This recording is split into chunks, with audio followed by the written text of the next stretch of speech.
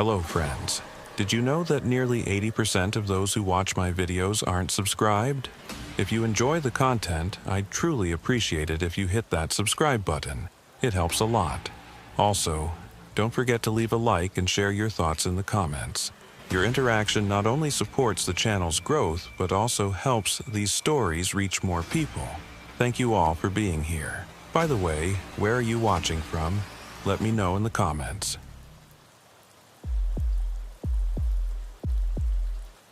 So, one of the calls that still keeps me up at night happened during what we call a ground blizzard situation. That's when the snow isn't necessarily falling from the sky anymore, but the wind is so strong it picks up everything that's already on the ground and throws it around like a washing machine. Visibility drops to maybe 10, 15 feet if you're lucky. And this was in late February, around 11 at night, when I got the dispatch call. I'd been with Wyoming Highway Patrol for about 6 years at that point. Long enough to know how bad the winters could get out here, but not quite long enough to have seen everything. You think you have after a few seasons, but Wyoming has a way of surprising you. The state's got more highway miles per capita than almost anywhere else in the country, and during winter, a lot of those miles turn into death traps. Wind gusts hit 70, 80 miles per hour out on the open plains. Semi-trucks flip over like toys. Cars slide off into ravines where nobody finds them till spring. That night, I was working the stretch of Highway 287 between Lander and Muddy Gap. It's one of those routes that looks fine on a map, just a line connecting two small dots.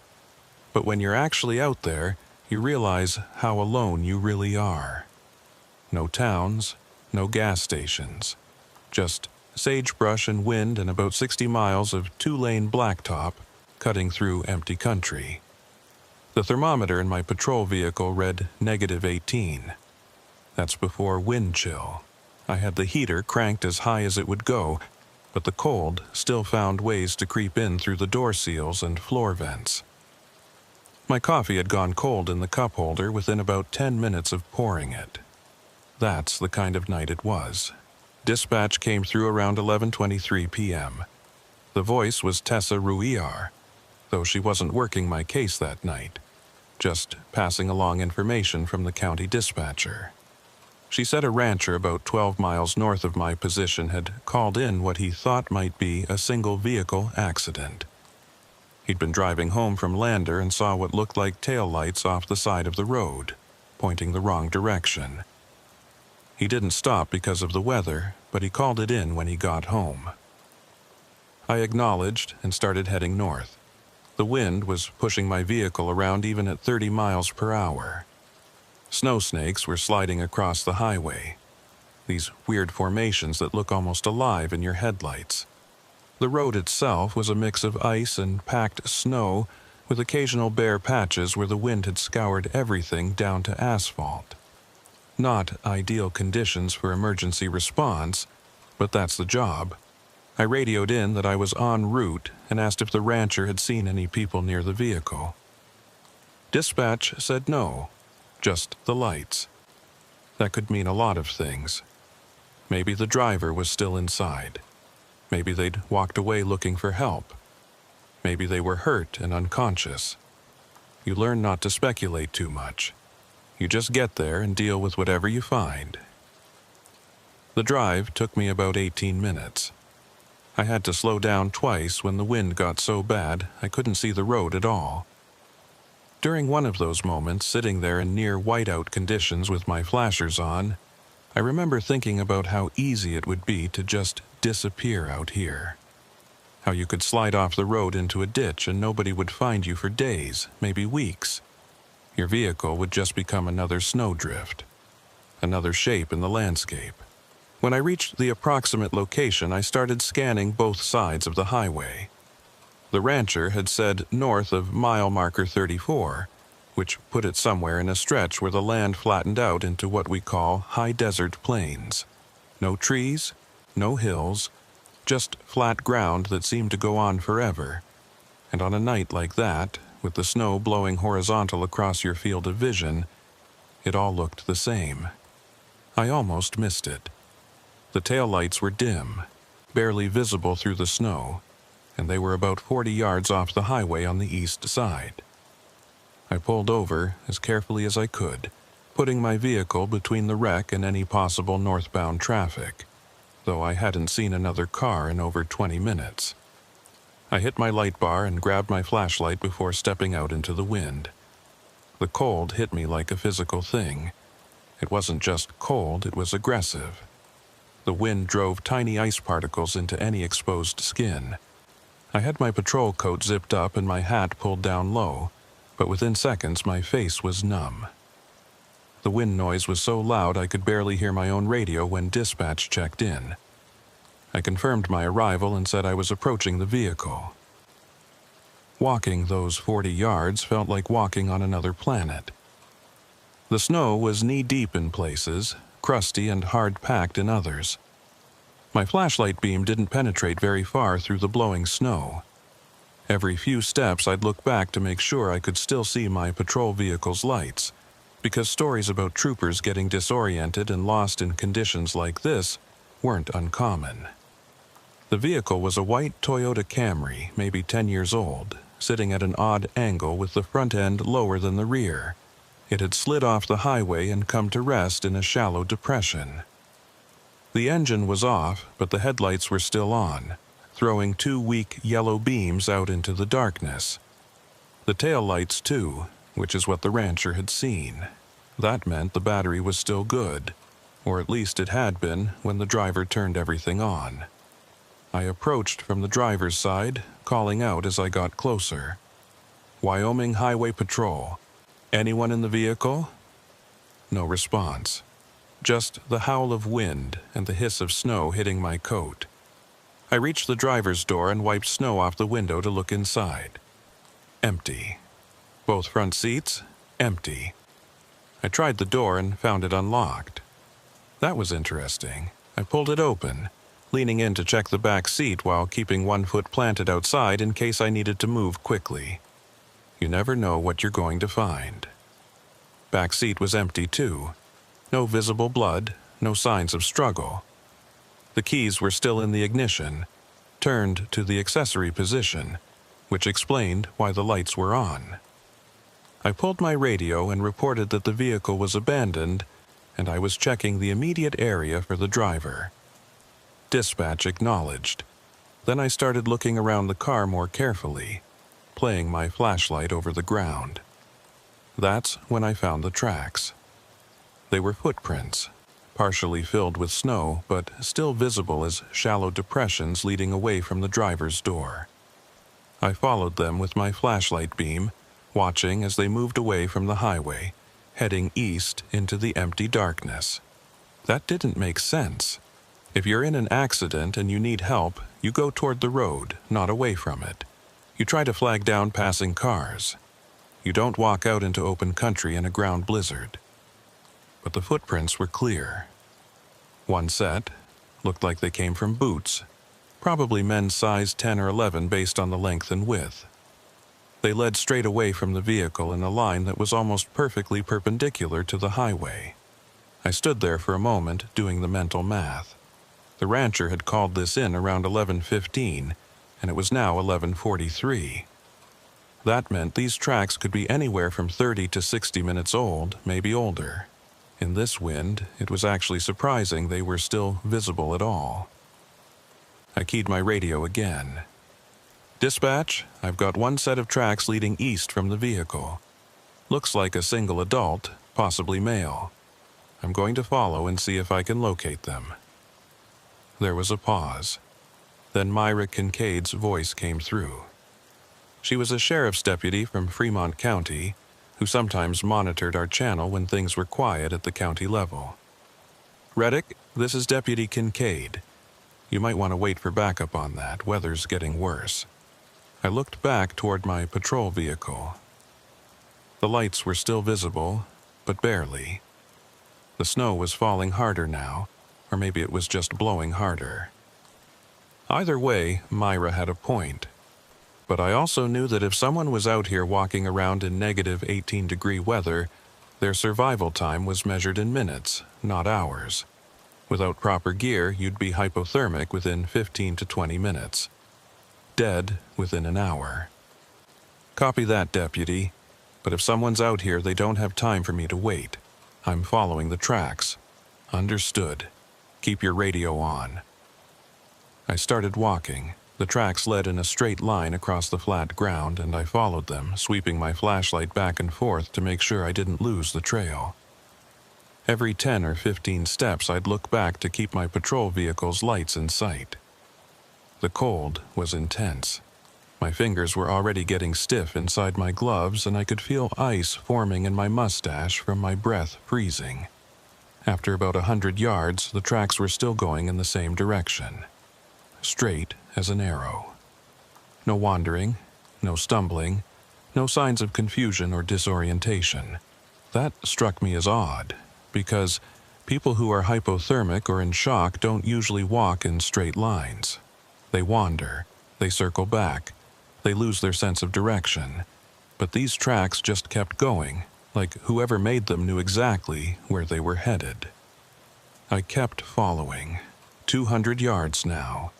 The wind was pushing me sideways with each gust, and the cold was starting to penetrate through my coat. My face was completely numb. I pulled my coat collar up higher and kept my head down, checking the tracks every few feet to make sure I was still on them. At around 300 yards, something changed. The tracks didn't stop exactly, but they became confused.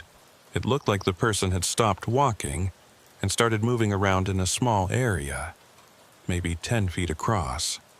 There were multiple overlapping prints, some deeper than others, like they'd been standing in one spot and shifting their weight. I played my flashlight over the area carefully, trying to understand what I was looking at.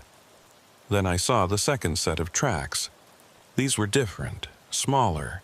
They came from the north, from a direction that was almost 90 degrees to the path I'd been following. They approached the first set of tracks, and then both sets moved together for maybe 20 feet before stopping again in another confused jumble of prints. I stood there, in the wind, trying to make sense of it. 2 people now. The driver from the Camry, and someone else. Who? Where did they come from? There was nothing out here.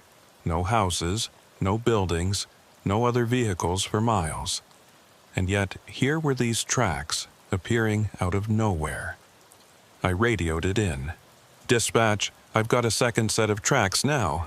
Smaller, possibly female. They converge with the first set and then both continue east." Myra's voice came back immediately. "Reddick, where did the second set come from?" "Unknown. They appear from the north, no visible starting point."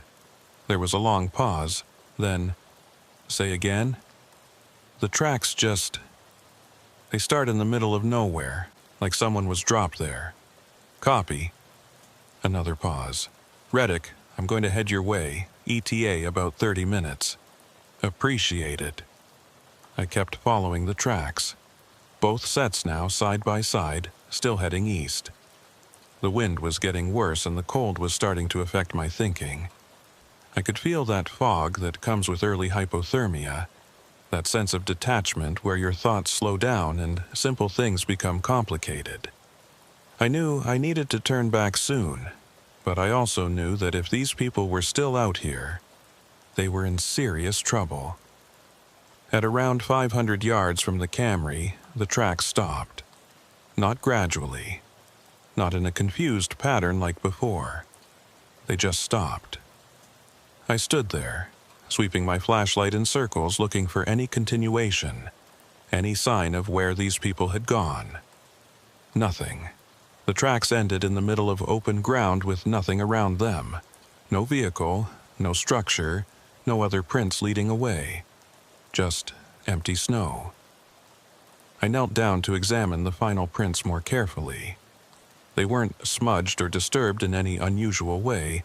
They looked like normal footprints, just the last ones. Like whoever made them had simply ceased to exist at that spot. A gust of wind hit me so hard I almost fell over. When I stood back up, I pulled my radio.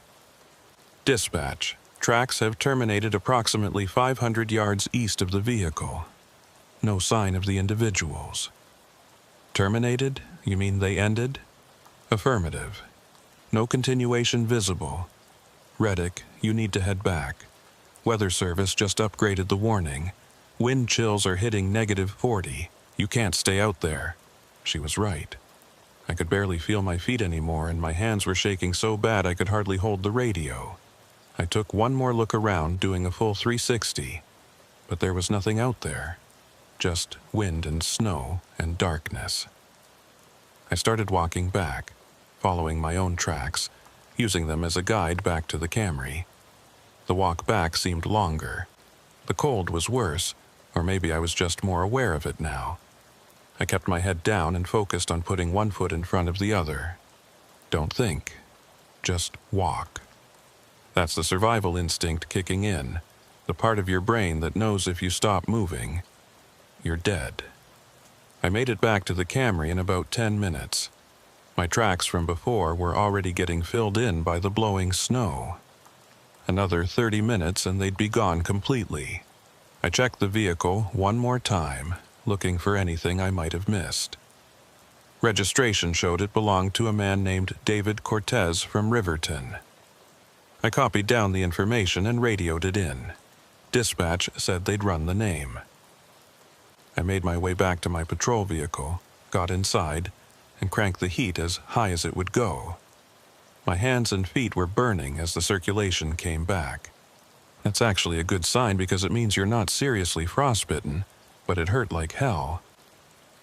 I sat there for a few minutes just breathing, letting my body temperature come back up. The radio crackled.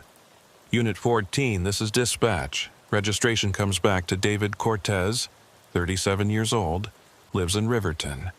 Running him through NCIC now. Copy. I looked out at the Camry, its lights still glowing weakly through the snow. Where did you go, David? And who went with you? The radio crackled again, but this time it was different. Static, but underneath the static, something else.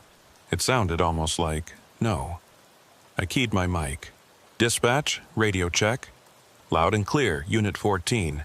Copy. But I kept hearing it. Underneath the normal radio traffic, underneath the static from the storm, there was something that almost sounded like a voice. Faint. Distant. And it kept repeating something that sounded like a name. Myra. I told myself it was just interference from the storm. Radio waves do weird things in weather like this, but I couldn't shake the feeling that I was hearing something I shouldn't be hearing, something that wasn't meant for me. I waited in my vehicle, watching the Camry, waiting for Deputy Kincaid to arrive. The wind rocked my patrol vehicle in steady rhythms. Snow built up on the windshield, and somewhere out there in the darkness, 2 sets of footprints led to nowhere. That's when I started wondering if I was really alone. Deputy Myra Kincaid arrived about 40 minutes later. I saw her headlights coming from the south, moving slow and careful through the blowing snow. She pulled up behind my patrol vehicle, and I watched her step out into the wind. Even from inside my vehicle, I could see her leaning into it, fighting to stay upright as she made her way to my driver's side window. I rolled it down about halfway. The cold air rushed in immediately. "Hell of a night," she said. Her face was already red from the wind, ice crystals forming on her eyebrows. "That's putting it mild. Show me what you found." I grabbed my flashlight and stepped back out into the cold. My body had just started to warm up, and now I was throwing it right back into the freezer. We walked together toward the Camry, our flashlights cutting weak beams through the snow. I had to lean close to her ear to be heard over the wind. Vehicles registered to David Cortez, Riverton resident. Keys in the ignition, lights on, but nobody inside. Family been notified? Dispatch is working on it. Haven't heard back yet. We reached the Camry and I showed her the interior, same as I'd found it. She looked it over with her flashlight, checking the glove box under the seats, popping the trunk. Nothing unusual. No blood, no weapons, no drugs. Just an ordinary car that had slid off an icy highway.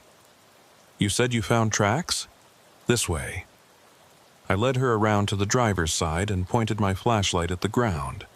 The footprints were still there, though they'd filled in more since I'd first seen them. You could still make out the basic shapes, still see the direction they were heading. They go east, I said. Straight line for about 500 yards, then they just stop. Stop? How? Stop like they end, like the person making them disappeared. Myra looked at me.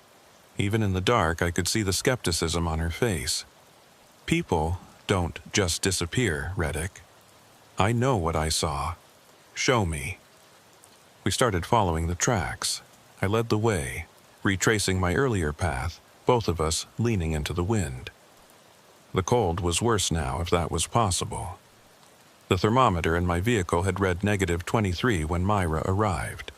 With wind chill, we were probably pushing -50. At that temperature, exposed skin freezes in under 5 minutes. Your lungs hurt when you breathe. Your eyes water and the tears freeze on your cheeks. We walked in silence, saving our breath. About halfway to where the tracks ended, Myra grabbed my arm and pointed north with her flashlight. I followed the beam and saw what she was pointing at. The second set of tracks coming in from the darkness. Those weren't there before? She asked. They were. I told dispatch. 2 sets of tracks converge, then continue together. She walked over to where the second set of prints started, or appeared to start. She knelt down, examining them closely with her flashlight. I stood watch, scanning the darkness around us. The wind was creating shapes in the blowing snow, shadows that moved and shifted. Your eyes play tricks on you in conditions like this. You see things that aren't there. These are different, Myra said. Smaller boot. Woman size 7 or 8, I'd guess. And look at the depth. I knelt beside her. She was right. The second set of prints was shallower than the first, suggesting someone lighter. But what caught my attention was something else. The spacing between the steps was perfectly regular. Not the stumbling, uneven gait of someone who was cold or disoriented. These were measured, deliberate steps. Whoever this was, Myra said, they knew where they were going. We stood up and continued following the tracks. Both sets now, side by side, heading east into nothing. I kept checking over my shoulder, making sure I could still see the flashing lights from our vehicles. They were getting harder to see. The storm was intensifying. At around 400 yards, Myra stopped. Reddick. I turned. She was pointing her flashlight at the ground between us and the tracks. There was something dark there, a small object half buried in the snow. We approached it carefully. Myra knelt and brushed the snow away. It was a cell phone. Newer model, maybe a year or 2 old. The screen was cracked, but it powered on when Myra pressed the button.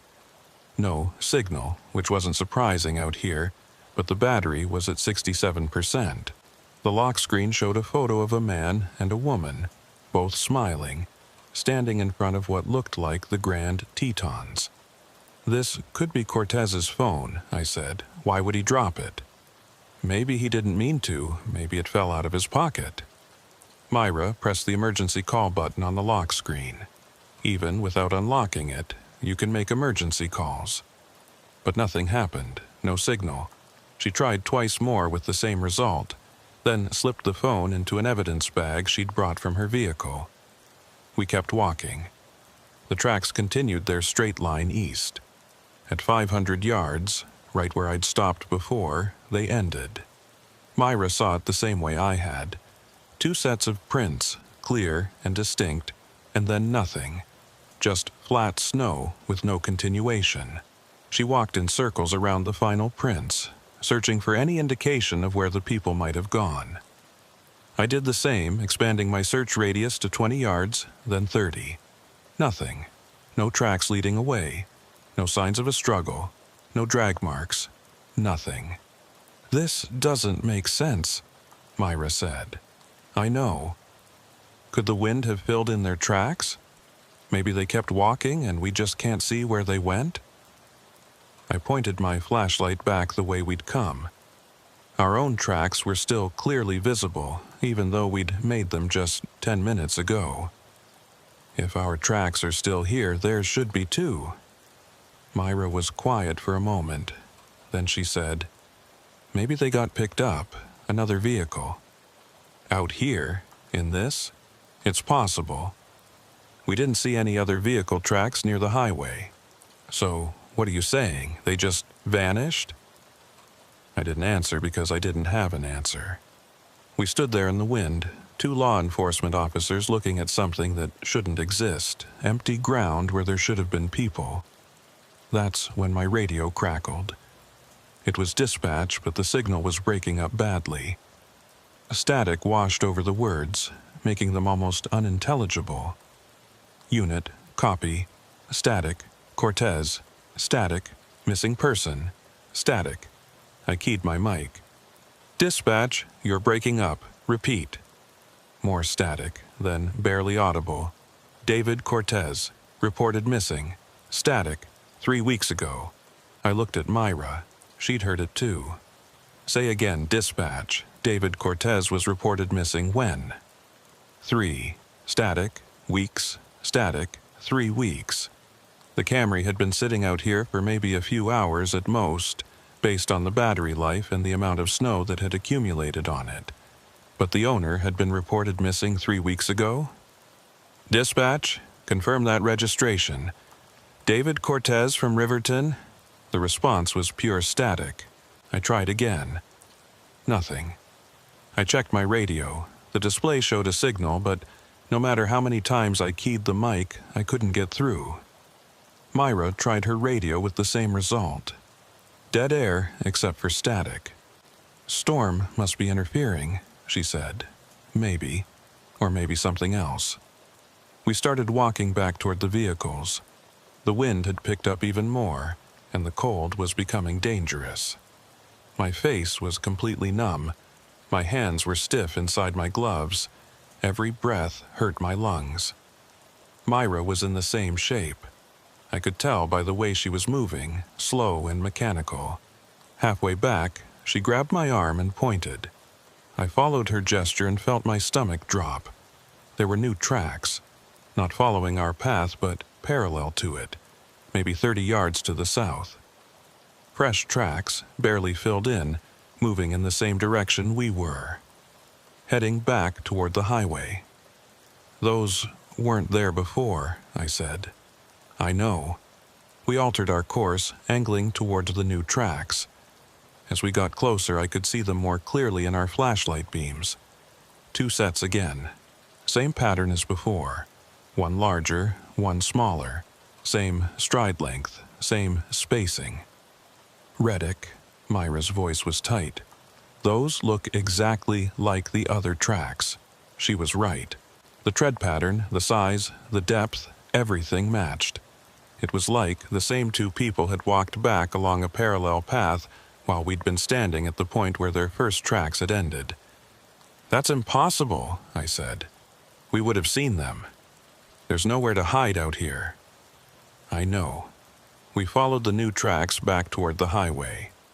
They stayed parallel to our original path, never deviating, never showing any signs of confusion or wandering. Just 2 people walking with purpose through a ground blizzard and negative 50-degree wind chill. When we got within sight of the vehicles, the tracks veered south, away from the Camry and away from our patrol units. They disappeared into the darkness, heading roughly toward where the Sweetwater River ran, about 3 miles south. "We can't follow them," Myra said. "Not in this. We need to get back, warm up, and call for additional units." She was right, but I didn't want to stop. Something about those tracks bothered me in a way I couldn't quite articulate. They were wrong somehow. Not just the impossibility of them appearing while we were out there, but something else, something in the way they looked, the way they moved across the landscape. We made it back to my patrol vehicle and got inside.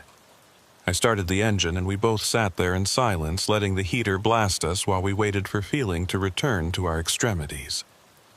Myra pulled out her radio and tried to raise dispatch. Still nothing but static. "We're being blocked," she said. "Weather shouldn't interfere this much." I tried my radio. Same result. Then I tried my cell phone. No signal, which was normal for this stretch of highway. Myra checked hers. Also, no signal. "We should head back to town," she said. "Get backup, get proper search equipment. We can't do anything more out here tonight."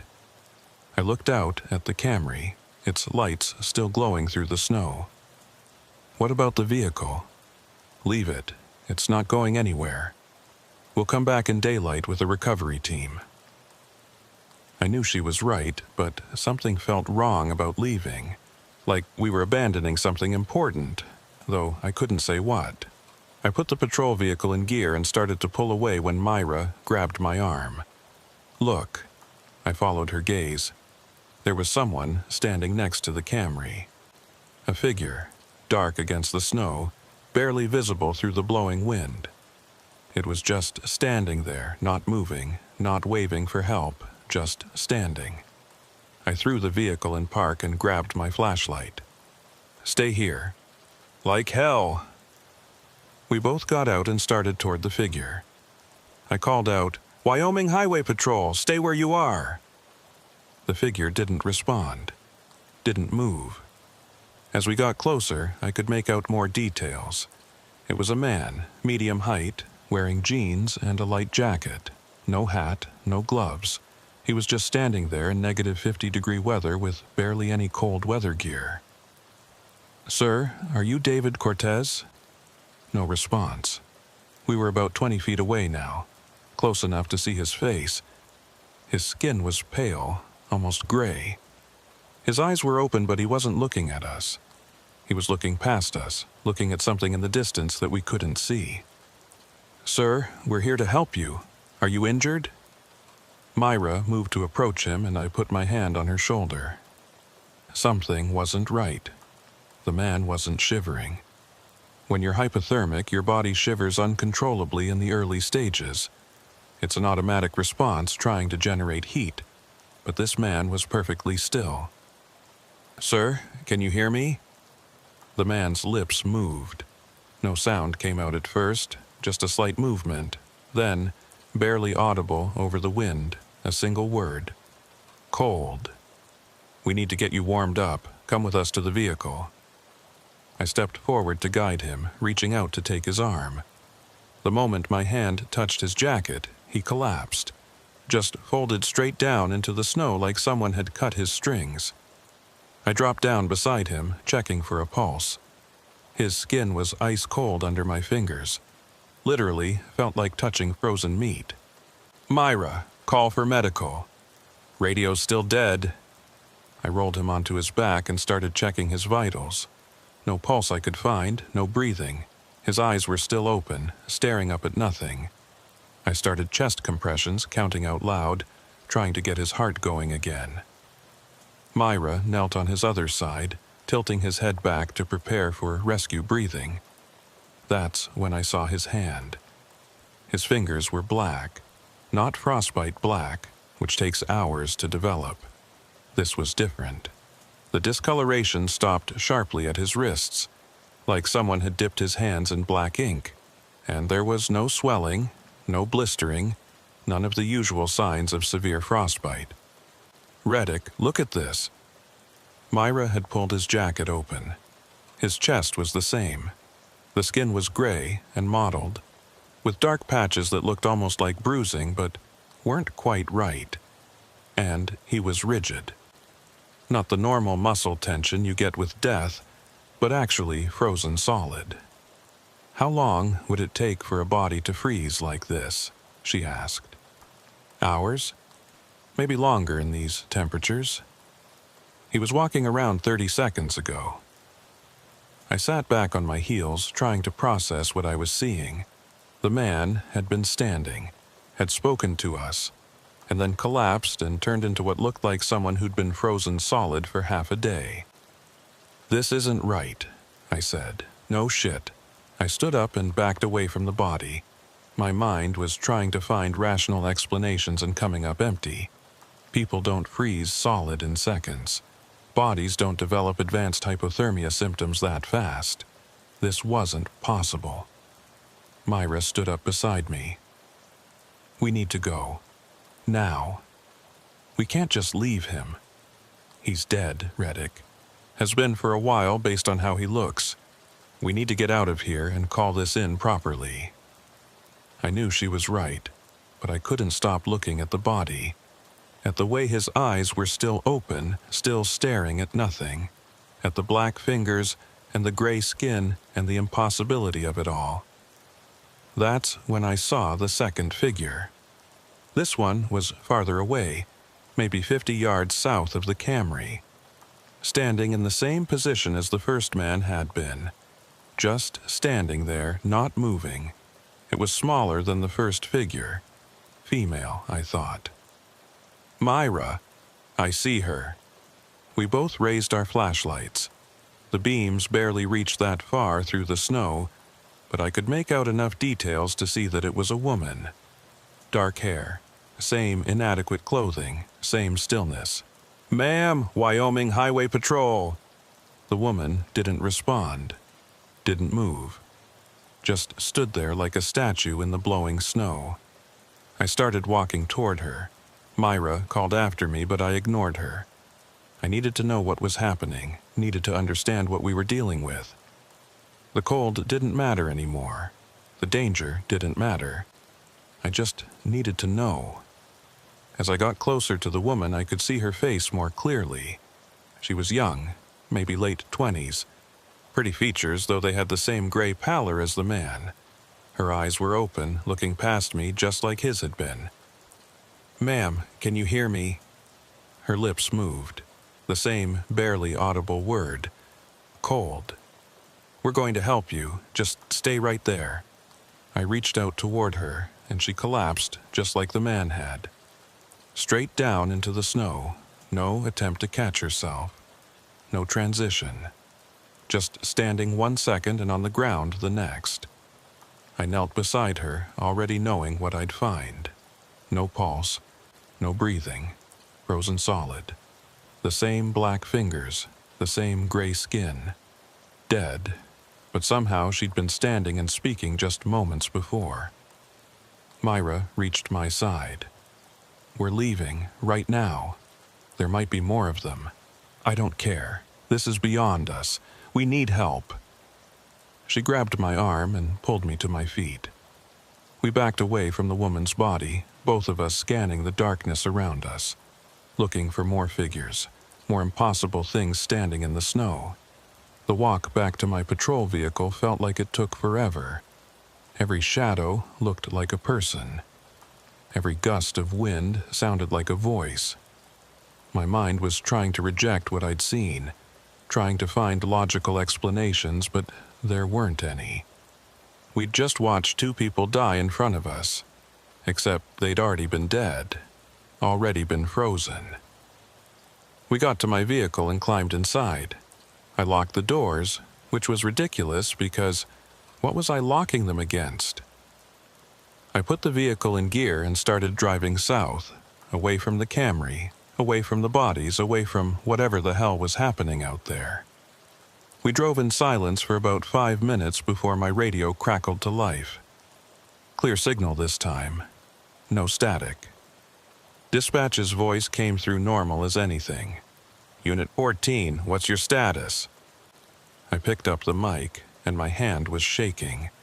"Dispatch, this is Unit 14. We have 2 deceased individuals at the scene. Request backup and medical examiner." "Copy that, Unit 14. Are you and Deputy Kincaid safe?" "Affirmative. We're heading back to Lander. 10-4. Additional units are en route to your location." I set the mic down and focused on driving. The snow was still falling. The wind still howling, but at least I could see the road. At least we were moving away from that place. Myra was quiet beside me. After a while, she said, Did that really just happen? Yeah. Those people were already dead. They had to be. I know. So, how were they standing? How were they talking? I didn't answer because I didn't know. Nobody did. Some things don't have answers you can put in a report. We drove through the darkness, the heater blasting, both of us trying to warm up body parts that had nothing to do with physical temperature. Behind us, somewhere in the snow and wind, two bodies lay frozen in impossible positions. And somewhere out there, the tracks we'd followed still ended in the middle of nowhere, as if the people who made them had simply ceased to exist. The radio crackled again. This time it was just static, but underneath the static I swear I heard it again. That voice, faint and distant, barely perceptible. But there. Myra. I looked over at Deputy Kincaid. She was staring straight ahead, not reacting. Didn't seem to hear it. Maybe I was imagining it. Maybe the cold had affected me more than I thought. Or maybe something out there in the dark knew her name and was calling it.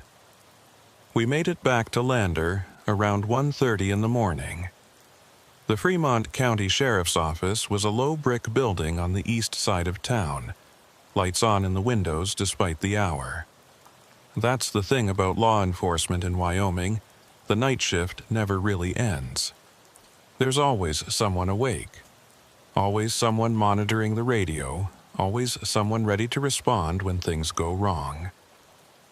I pulled into the parking lot and killed the engine. Neither of us moved for a moment.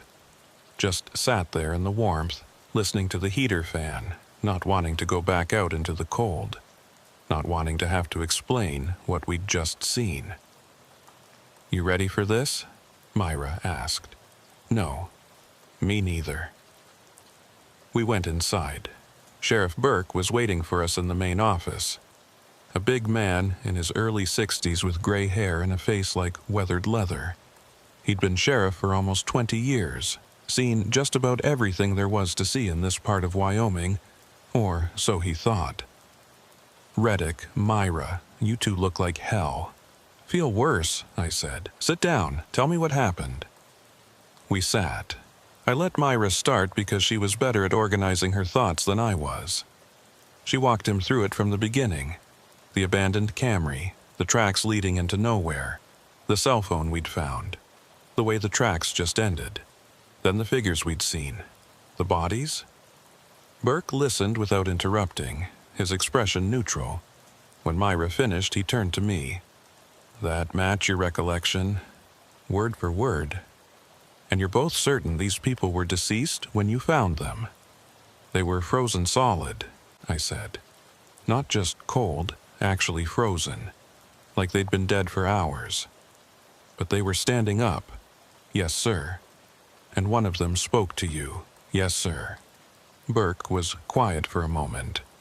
Then he said, "I've got units heading out there now to recover the bodies and secure the scene. Weather's still bad, but it's supposed to break around dawn. We'll do a thorough search of the area at first light." "What about the tracks?" Myra asked. "We'll document everything we can, but with this wind, I'd be surprised if there's much left to see by morning." He was probably right. Ground blizzards had a way of erasing everything, turning the landscape into a blank slate. By sunrise, all evidence of what we'd seen might be gone. Just our word against the empty snow. "I need you both to write detailed reports," Burke continued. "Everything you saw, everything you did, exact times as best you can remember. And I need to know about that cell phone you found." Myra pulled the evidence bag from her pocket and set it on Burke's desk. He picked it up, examining the phone through the plastic. "You get anything off it?" Lock screen shows a photo.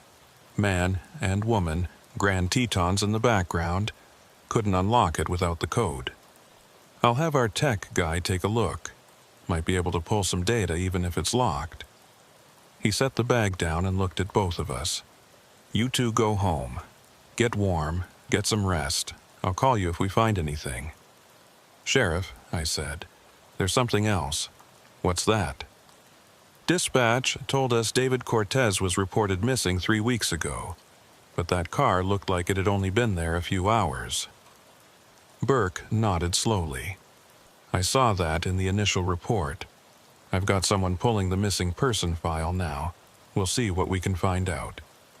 Myra and I stood to leave. I was halfway to the door when Burke called after me. "Reddick, you did good work out there tonight, both of you. Whatever this is, we'll figure it out." I nodded, but didn't say anything. Because the truth was, I wasn't sure we would figure it out. Some things don't make sense no matter how hard you look at them. I drove home through empty streets. Lander was quiet at this hour, just a few streetlights casting yellow pools on the snow. I lived in a small house on the west side of town. Nothing fancy, just a place to sleep between shifts. I pulled into the driveway and sat there for a minute, engine running, staring at my front door. I didn't want to go inside. Didn't want to be alone with my thoughts. But I was exhausted, and my body was demanding rest even if my mind wasn't ready for it. I killed the engine and went in. The house was cold. I turned the heat down before my shift to save money. I cranked it back up and stood in front of the floor vent, letting warm air blow over me. My hands and feet were still tingling from the earlier exposure. My face felt tight where the skin had been frozen. I should have eaten something, but I wasn't hungry. Should have taken a shower, but I didn't have the energy. I just walked into my bedroom, set my gun and badge on the nightstand, and lay down on top of the covers with my uniform still on. I closed my eyes and tried not to think about those figures standing in the snow. Tried not to think about the gray skin and black fingers. Tried not to think about the way they'd collapsed like puppets with cut strings. I must have dozed off because the next thing I knew, my phone was ringing. I grabbed it off the nightstand and checked the time. 6:47 a.m. I'd been asleep for maybe 4 hours. "Harlan. Reddick, it's Burke. We've got a situation." I sat up, suddenly awake. What kind of situation? The units I sent out to recover those bodies, they're not there. Not there? How can they not be there? I mean, the bodies aren't there. The Camry's there, right where you said it would be, but no bodies, no tracks, nothing. I stood up and started looking for my boots. That's impossible. Myra and I both saw them. I know, and I believe you. But they're gone now. My deputies have been searching the area for the last hour, and they haven't found anything. What about the phone, the evidence we collected? That's the other thing I'm calling about. Our tech guy tried to access it this morning. The phone's completely dead. Won't power on. Battery's drained even though it showed 67% when you found it. I stopped moving. Stood there in the middle of my bedroom, holding my phone, trying to process what Burke was telling me. None of this makes sense. No, it doesn't. I need you to come back out there, you and Myra both. Show my deputies exactly where you found everything. On my way. I called Myra while I was driving. She'd gotten the same call from Burke. We agreed to meet at the sheriff's office and ride out together in daylight. Maybe things would make more sense when we could actually see where we were going. The storm had broken just like Burke predicted. The sky was clear, painfully blue, and the sun was just coming up over the Wind River Range to the east. The temperature had dropped even further overnight. My truck's thermometer read -28, but at least the wind had died down. That made all the difference. Myra was waiting in the parking lot when I arrived. She looked about as rough as I felt. Dark circles under her eyes, hair pulled back in a hasty ponytail. We didn't say much as we climbed into my patrol vehicle and headed north on 287. In daylight, the highway looked almost peaceful. Snow covered everything in a smooth white blanket that sparkled in the early morning sun. The mountains to the west stood out sharp and clear against the blue sky. It was beautiful in a stark, unforgiving way. The kind of beauty that will kill you if you're not careful. We reached the site around 8:15. There were 2 sheriff's department vehicles already there, parked on the shoulder with their lights off. The Camry was right where we'd left it, maybe 40 yards off the highway. But something was different. "The lights are off," Myra said. She was right. Last night the headlights and taillights had been on, running off the battery. Now they were dark. I pulled over and we got out, joining the 2 deputies who were standing near the edge of the highway. One of them was Deputy Lennox, a young guy maybe 2 years out of the academy. The other was Deputy Vasquez, older, more experienced. They both looked confused. "Show us what you found," I said. Lennox pointed toward the Camry. "Vehicle's there like you reported. We checked the interior. Keys are still in the ignition, but they're turned to the off position now. Battery's dead. We tried to start it and got nothing." "What about the tracks?" "That's the thing." Vasquez walked a few steps out into the snow, his boots crunching in the frozen crust. "There's nothing. No tracks, no footprints, no sign anyone was ever here except for the Camry itself." Myra and I walked over to where the driver's door was. This was where the tracks had started last night, where we'd seen the first set of footprints leading east into the darkness. I looked down at the snow. Nothing. Just smooth, undisturbed white. "The wind could have covered them," Myra said, but she didn't sound convinced. "Look at our tracks." I pointed back toward where we'd walked from the highway. "We made those 30 seconds ago and they're still clear. If our tracks are visible, the ones from last night should be too." Vasquez nodded.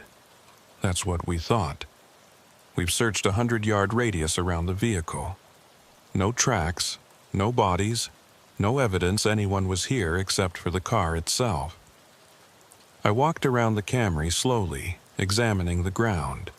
The snow was pristine, perfect, like a fresh sheet pulled tight over a bed. Last night this area had been covered with footprints. Mine, Myra's, the mysterious tracks we'd followed. The confused, overlapping prints where the 2 sets had met. All gone. "What about the bodies?" I asked. "Where we found them?" Lennox pulled out a small notebook. "You said approximately 20 feet from the driver's side of the vehicle for the first one, and about 50 yards south for the second." "That's right." We checked both locations. Nothing. I walked to where the first body had been. The man with the gray skin and black fingers. I'd knelt right here, tried to find a pulse, started chest compressions. The snow should have been disturbed, should have shown signs of a body lying there. But it was smooth and untouched. Myra joined me. "This doesn't make sense." "I know. We didn't imagine this, we both saw the same thing." "I know." But doubt was creeping in anyway. That's what happens when reality doesn't match your memory. You start questioning yourself. Maybe I'd been more affected by the cold than I thought. Maybe we'd both been seeing things that weren't there. Except that didn't explain the cell phone. That had been real. We'd bagged it, brought it back. Vasquez had confirmed it this morning. "Tell me about the phone," I said to Vasquez. He pulled out his own phone and showed me a photo. It was the same device we'd found, still in the evidence bag. Tech guy said the battery showed 0% when he tried to power it on this morning, like it had been completely drained overnight. That's not possible. Modern phones don't lose 67% battery just sitting in a bag for a few hours. I know. He said the same thing. He's going to send it to the state lab, see if they can recover any data. I looked back at the Camry. Something was nagging at me. Something I couldn't quite put my finger on. The vehicle looked different somehow. Not in any obvious way, but different. Then it hit me. "The snow on the hood," I said. Everyone looked. There was a thin layer of snow covering the Camry's hood and roof, smooth and even. "What about it?" Lennox asked. "Last night, when we found it, the engine had been running recently enough that the hood was probably still warm. Snow would have melted on contact, at least partially, but this looks like it's been accumulating for hours." Myra walked over and touched the hood. "It's ice cold. Feels like it's been sitting here for days." Vasquez pulled out his radio. "Sheriff, this is Vasquez. The vehicle shows signs of extended exposure. Recommend we get a tow truck out here and impound it for examination." Burke's voice came back clear. "Copy that. I'll arrange for transport. In the meantime, I need you to expand your search radius. If those bodies are out there, we need to find them." We spent the next 3 hours searching. 4 of us spread out in a grid pattern, walking back and forth across the frozen landscape. We went half a mile in every direction from the Camry. Found nothing. No tracks, no bodies. No evidence anyone had been there except for the abandoned vehicle itself. Around noon, Burke called it. We were all cold, frustrated, and no closer to understanding what had happened. The tow truck arrived and hooked up the Camry. We watched them haul it away, back toward Lander, where it would sit in an impound lot while Tex went over every inch of it. Myra and I drove back in silence. Neither of us wanted to say what we were both thinking, that maybe we'd imagined the whole thing, that the cold and the darkness and the isolation had played tricks on our minds. But I knew what I'd seen, knew it as surely as I knew my own name. Those people had been real. Back at the sheriff's office, Burke had us sit down with a recorder and give formal statements. Every detail, every observation, everything we could remember. It took almost 2 hours. When we were done, Burke turned off the recorder and leaned back in his chair. "I've been doing this job for a long time," he said. "Seen a lot of strange things, but this," he shook his head, "this is something else." "What about the missing person report on Cortez?" I asked. Burke opened a file on his desk. "David Cortez, 37 years old, reported missing by his brother on February 3rd. That's 22 days ago. He was last seen leaving his apartment in Riverton. Said he was going for a drive to clear his head. Never came back. And the Camry? Registered to David Cortez. But here's the interesting part. When he was reported missing, his brother told us David had taken his car. A white Toyota Camry, same year and model as the one you found. So either that's his car and it's been sitting out there for 3 weeks, or what? Myra asked. Burke closed the file. Or something else is going on that I don't understand. My radio crackled. It was dispatch, but the signal was breaking up again. Static washed over the words, making them hard to hear. Unit, static, report, static, Highway 287. I keyed my mic. Dispatch, this is Unit 14, repeat. More static. Then, just barely audible. Additional vehicle. Static, mile marker 36. Static. Dispatch, you're breaking up. Did you say additional vehicle? The response was pure static for several seconds. Then, clear as day. Affirmative. Single vehicle off the road. Repeat. Single vehicle off the road, approximately mile marker 36. That was less than 2 miles from where we'd found the Camry. Burke was already standing. Take Vasquez with you. I'll send Lennox as backup. Myra and I headed for the door. I didn't want to go back out there. Didn't want to see what was waiting at mile marker 36. But that's the job. You go where you're needed, even when every instinct is telling you to run the other way. We made good time on the highway. The roads were clear and the visibility was perfect. Cold and bright and nothing like the nightmare conditions from last night. But as we got closer to mile marker 36, I felt that familiar sense of dread settling in my stomach. There, Vasquez pointed. About 30 yards off the east side of the highway, there was another vehicle. This one was a dark blue Ford pickup, maybe 10 years old. It was sitting at an angle, nose down in a shallow depression, just like the Camry had been. We pulled over and approached carefully. The truck's engine was off, but the headlights were on. Weak and dim, but on, battery probably close to dead. I walked up to the driver's side and looked in the window. Empty. "Check for tracks," I told Vasquez. He walked around to the driver's door and looked down. Then he looked at me with an expression I'll never forget. "You need to see this." I joined him. There in the snow, clear as day, were footprints. Leading away from the truck, heading east, one set. Regular spacing, deliberate stride, exactly like last night. "No," Myra said. "No, we're not doing this again." But we were, because that's what the job required.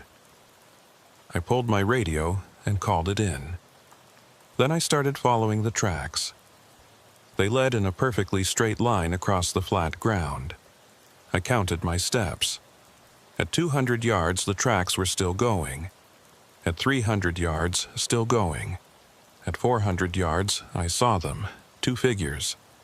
Standing perfectly still in the distance. One larger, one smaller. Just standing there waiting. I stopped walking. Vasquez and Myra caught up to me. "Is that—" Vasquez started. "Yeah," I said. We stood there, the 3 of us, staring at the impossible. 2 figures that shouldn't exist.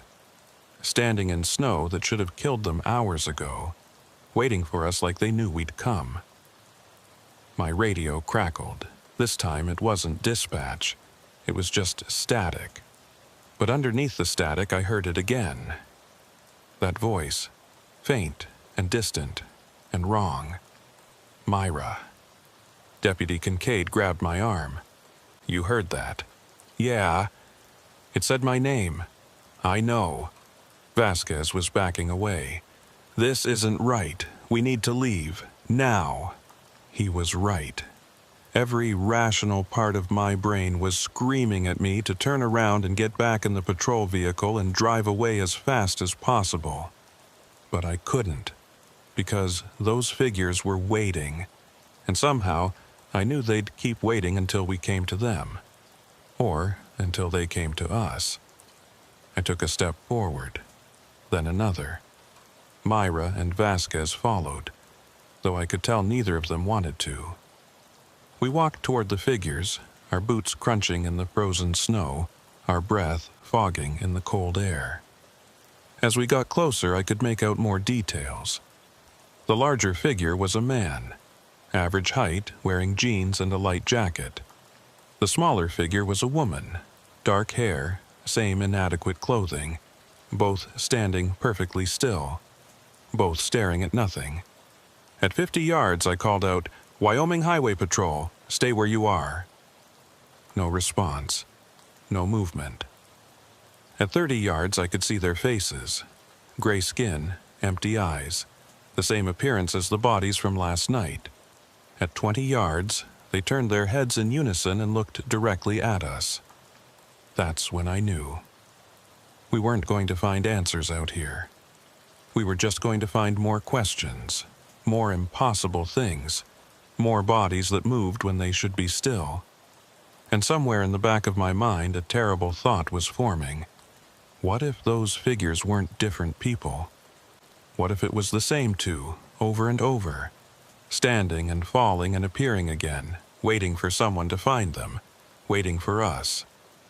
The male figure's lips moved. That same, barely audible word, carried on the frozen air. Cold. Behind me, Vasquez turned and ran. I heard his boots pounding on the snow, heard him gasping for breath as he fled back toward the vehicles. I didn't blame him. Part of me wanted to run too, but I stood my ground, because that's what you do. You stand your ground and you face what's in front of you, no matter how much it scares you. The woman collapsed first, straight down, just like last night, then the man. both of them folding into the snow like puppets with cut strings. Myra and I approached the bodies, already knowing what we'd find. Gray skin, black fingers, frozen solid. Dead, but somehow they'd been standing. Somehow they'd been aware. I knelt beside the male body. His eyes were still open, still staring, and in their empty depths I thought I saw something. Recognition, maybe, or warning. That's when my radio crackled one more time. Clear signal now. No static. And the voice that came through wasn't dispatch. It was my own voice. Unit 14, tracks terminated. No sign of individuals. I was listening to myself from last night. The exact words I'd spoken, the exact intonation, playing back through my radio like a recording. Myra heard it too. She looked at me with wide eyes. That's not possible. But it was happening. My radio kept playing back pieces of last night's communications, fragments of conversation, bits of procedure, all in my voice, all saying things I'd said hours ago. Then it changed. The voice was still mine, but the words were different. Words I'd never spoken. They're still here. They've always been here, waiting in the cold. I dropped the radio. It hit the snow and went silent. But I could still hear the voice in my head, still hear it saying things I didn't want to hear, things I didn't want to believe. We're leaving, Myra said, right now. She was right. We needed to go, needed to get away from this place and these bodies and whatever was speaking through my radio. We turned and started walking back toward the vehicles. Behind us, in the snow, 2 bodies lay frozen and still. But I swear I heard them moving. Sheriff Burke pulled us off the case 3 days later. It wasn't personal, at least that's what he said, but I could see it in his eyes when he called us into his office. Concern. Maybe a little fear. The kind of look you give someone who's been out in the cold too long. Someone who's starting to show signs of frostbite in their thinking. I've got the state boys taking over, he said. They're sending a team up from Cheyenne. Should be here by tomorrow. We can handle it, I said. I know you can. But you've been out there 4 times in 3 days. You need rest, both of you. Myra didn't argue. She'd been quiet since that second scene, since we'd heard my voice coming through the radio saying things I'd never said. She'd requested time off the next morning, and Burke had granted it. I hadn't seen her since. What about the bodies? I asked. Burke opened a file on his desk. Both recovered and transported to the state medical examiner in Cheyenne. Preliminary findings are consistent with death by exposure. Estimated time of death for both victims is approximately 3 to 4 weeks ago. That's impossible. We saw them standing. They spoke to us. I know what you reported, but the ME is very clear. Based on tissue decomposition, cellular breakdown, and other factors I don't fully understand, these people have been dead for weeks, not hours. Then how? I don't know, Reddick. And that's why the state's taking over. This is beyond what we can handle at the county level. I wanted to argue, wanted to demand that I stay on the case, but Burke was right. I was exhausted, hadn't slept properly in 3 days. Every time I closed my eyes, I saw those figures standing in the snow, heard that voice on the radio, my own voice, saying impossible things. What about the vehicles? I asked. The Camry and the truck? Both processed. The Camry is registered to David Cortez, confirmed. The truck belongs to a woman named Sarah Dalhousie from Casper. She was reported missing February 8th. That's 19 days ago. February 8th. I did the math in my head. David Cortez disappeared February 3rd. Sarah Dalhousie February 8th, 5 days apart, both on Highway 287. Both found in their vehicles off the road, with tracks leading east into nothing. Has anyone checked for other missing persons? I asked. Other disappearances along 287? Burke nodded slowly. The state team is looking into it. But Reddick, I need you to let them handle it. Go home, rest. Give yourself some distance from this. I stood to leave. At the door, I turned back. Sheriff, what do you think is happening out there? He was quiet for a long moment. Then he said, I think there are things in Wyoming that we don't understand. Things that have been here longer than we have. And I think Highway 287 runs through territory that maybe we shouldn't have built a road through in the first place.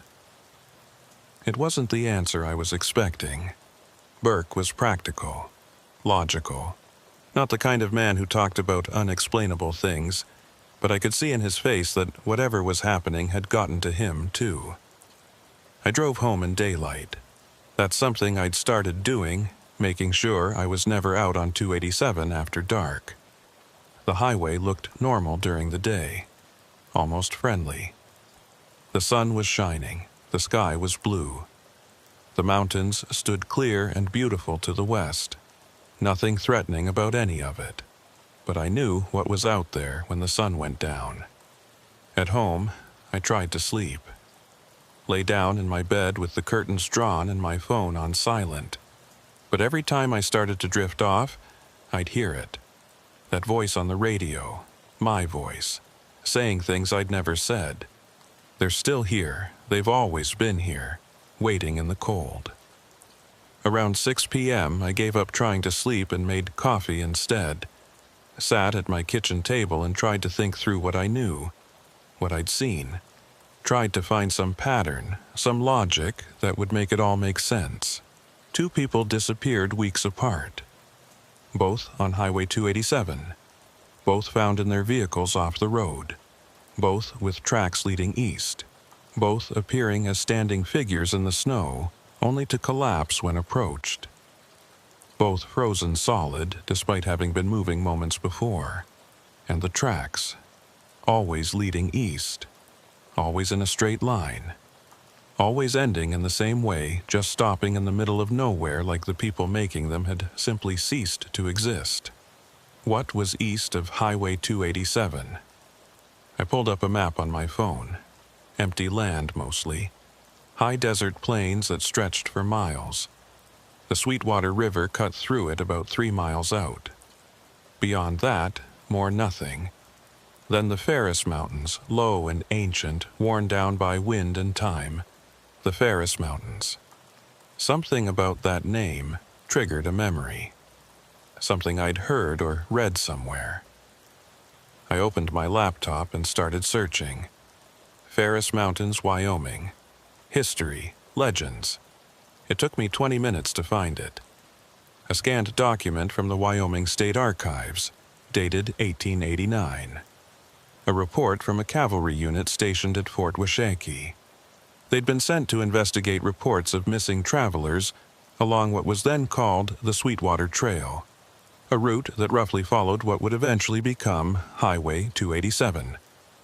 The report described finding abandoned wagons, provisions left behind, tracks leading away from the trail toward the Ferris Mountains. The cavalry followed the tracks, but they always ended the same way. No sign of the missing travelers, no bodies, no evidence of attack or struggle, just tracks that led to nowhere. The report's author, a Captain Merritt Stroud, concluded that the disappearances were likely the result of confusion and exposure, travelers getting disoriented in bad weather and wandering off to die in the wilderness.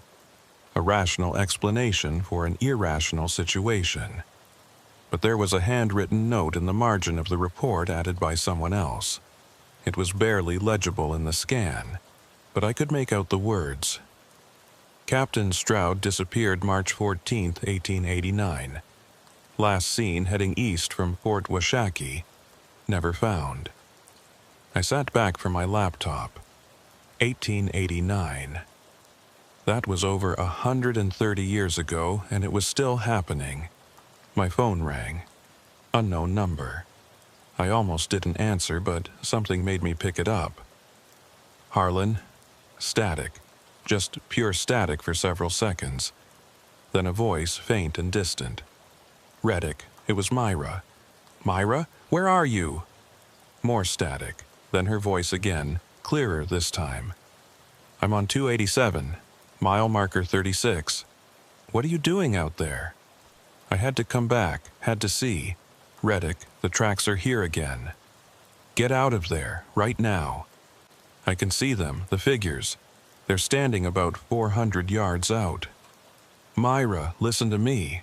Get back in your vehicle and leave. Do not approach them. They're just standing there, waiting." "Myra!" The line went dead. I tried calling back, but it went straight to voicemail. I tried 3 more times with the same result. Then I grabbed my keys and my gun and headed for the door. I broke every speed limit between Lander and mile marker 36, made the drive in under 20 minutes. The sun was setting as I arrived, the western sky turning orange and red. Long shadows stretched across the snow. Myra's personal vehicle was there, parked on the shoulder. A silver Jeep Cherokee that I'd seen in the sheriff's office parking lot 100 times. The driver's door was open, engine running, no Myra. I pulled up behind her and got out. "Myra! Deputy Kincaid!" Nothing but wind.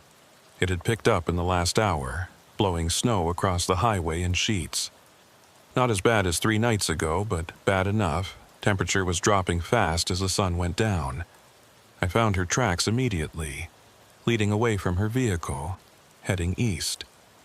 One set of footprints, regular spacing, deliberate stride. I pulled my radio and called it in.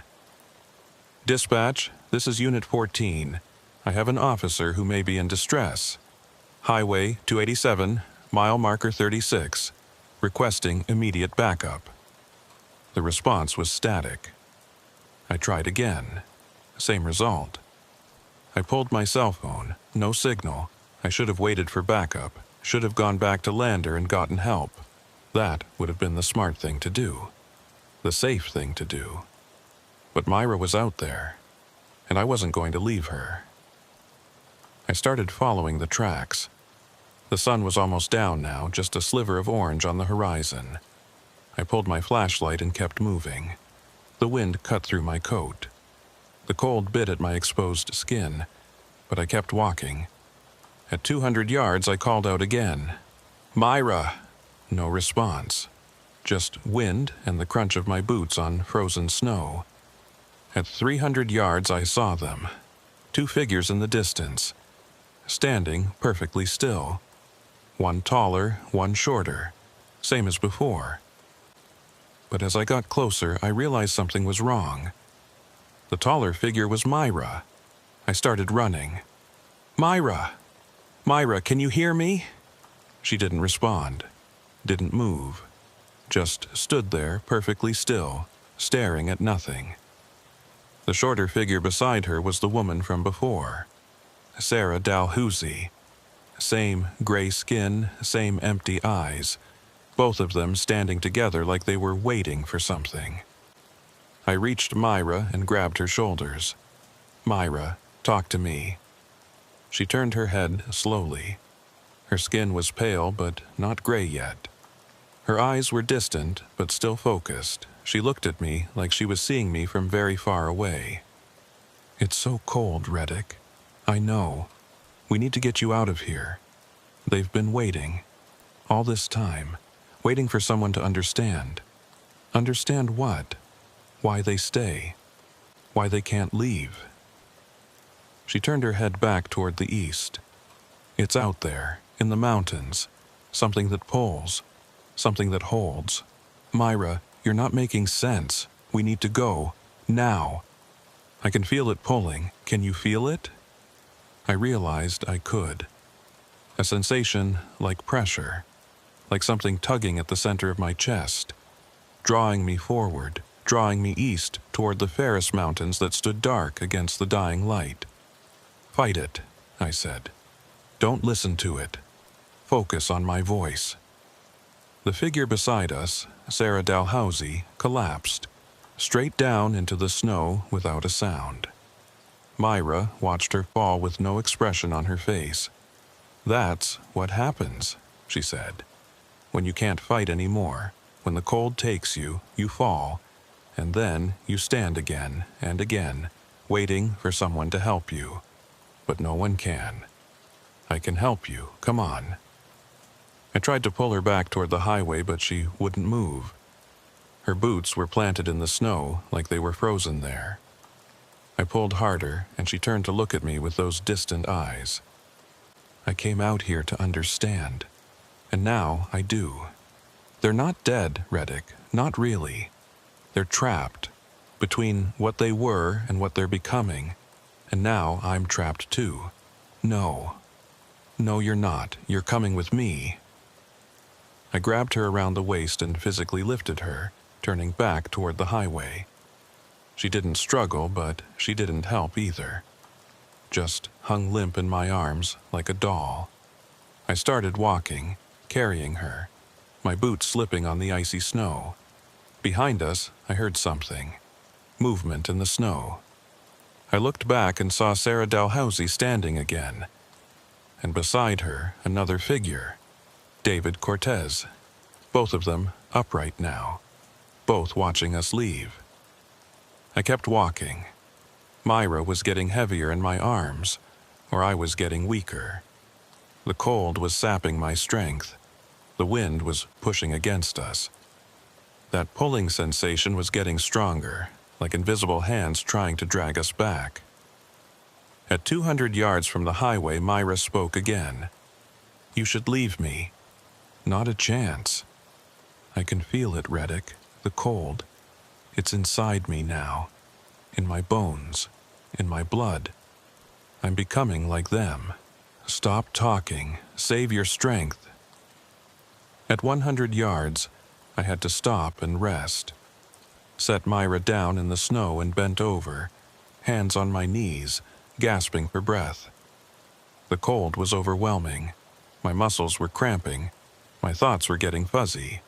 That's when I heard the footsteps. I turned. They were following us. Sarah and David walking together in perfect synchronization. Not hurrying, not threatening, just following. Their footsteps made no sound on the frozen snow. Their breath made no fog in the cold air. They weren't breathing. I picked Myra back up and kept moving. 50 yards. My legs were shaking. My vision was starting to blur. The lights of our vehicle seemed impossibly far away. 25 yards. Myra's eyes were closed. Her skin was pale. Her breathing was shallow. I had to get her warm, had to get her to a hospital. 10 yards. I could see my patrol vehicle. So close. Almost there. That's when I fell. My legs just gave out. I went down hard, Myra tumbling from my arms. We landed in the snow, and I couldn't get up. My body wouldn't respond. The cold had finally won. I turned my head. Sarah and David were standing over us now, looking down with those empty eyes. Waiting. This is it, I thought. This is how it ends. 2 more state troopers disappearing on Highway 287. 2 more sets of tracks leading to nowhere. 2 more figures standing in the snow, waiting for the next person to come looking. Then I heard an engine. Headlights cut through the darkness. A vehicle was pulling over. Multiple vehicles, voices calling out. "Over here! I've got them!" Hands grabbed me, pulled me up. Someone was wrapping a blanket around my shoulders. Someone else was loading Myra onto a stretcher. I tried to tell them about Sarah and David, tried to warn them, but my voice wouldn't work. I looked back toward where they'd been standing. Empty snow. No figures. No tracks. Nothing. They loaded me into an ambulance. I remember the warmth. Remember the EMT asking me questions I couldn't answer. Remember the sensation of movement as we drove away from that place. Then, nothing. I woke up in the hospital in Lander. 2 days later, they told me. I'd been unconscious for 2 days. Severe hypothermia. Frostbite on 3 fingers of my right hand. but I'd live. Myra was in the ICU. Critical condition. The doctors weren't sure if she'd make it. Her core temperature had dropped to 81 degrees. That's cold enough that most people don't recover. But she was young and strong. They were hopeful. Sheriff Burke came to see me on the third day. He sat in the chair beside my bed and didn't say anything for a long time. Just sat there, his weathered face showing every one of his 60-plus years. Finally, he said, "The state team found something." "What?" "Records. Going back over 100 years. 23 documented disappearances along Highway 287 and the old Sweetwater Trail before it. All of them with the same pattern. Vehicles or wagons abandoned. Tracks leading east. No bodies found. 23. That they've documented. Could be more. Probably are more." He shifted in his chair. "They're closing that stretch of highway, mile marker 34 through 38, permanently. Going to route traffic around it. Say it's due to unstable conditions, erosion, danger of avalanche. But we both know the real reason. What about Sarah Dalhousie and David Cortez? What about the others? The ME released their bodies to their families. Cause of death listed as exposure. Cases closed." He looked at me. "Officially, you and Myra got disoriented in bad weather and nearly died of hypothermia. That's what's going in the report. That's not what happened. I know. But it's the story that makes sense. The story people can accept." He stood to leave. "You did good work, Reddick. You saved Myra's life, that's what matters." After he left, I lay there thinking about his words. The story that makes sense. The story people can accept. But what about the real story? What about the truth? 3 weeks later, I was cleared to return to duty. Myra recovered too, though it took longer. She spent a month in the hospital. When she finally came back to work, she requested a transfer. Got assigned to a desk job in Cheyenne. I don't blame her. I still work Highway 287. Still patrol the stretch between Lander and Muddy Gap. But I don't go near mile marker 36 anymore. Nobody does. They put up barriers and detour signs. Rerouted traffic like Burke said they would. That section of highway sits empty now, slowly being reclaimed by snow and wind. Sometimes, late at night when I'm driving, I'll look off to the east, toward the Ferris Mountains. And sometimes I think I can see them. Figures standing in the snow, waiting. I know what the official reports say, know what the logical explanation is supposed to be, but I also know what I saw, what I felt. That pulling sensation, that cold that gets into your bones and doesn't leave. There's something out there, something old, something that draws people away from the road and holds them, keeps them standing in the snow, waiting for someone to help them, or waiting for someone to join them, I don't know which. Last week, I got a call at home. Unknown number, I almost didn't answer, but I did. Static on the line, then a voice, faint and distant. Reddick, it was Myra's voice, but Myra was in Cheyenne, working a desk job, safe. "Who is this?" More static, then, "It's so cold, Reddick, so cold." I hung up, tried to call Myra's real number. She answered on the third ring. "Hey, Reddick, what's up?" "Did you just call me?" "No, why?" "No reason, just checking in. How are you doing?" "Good, better, seeing a therapist twice a week. She's helping." "That's good, that's really good." We talked for a few more minutes about nothing important. When I hung up, I sat there looking at my phone. Myra was fine. She was safe in Cheyenne, working a desk job, recovering. So, whose voice had I heard on that call? I don't have an answer. Don't know if I ever will. Some things don't have explanations that make sense. Don't have solutions that tie everything up neatly. All I know is this.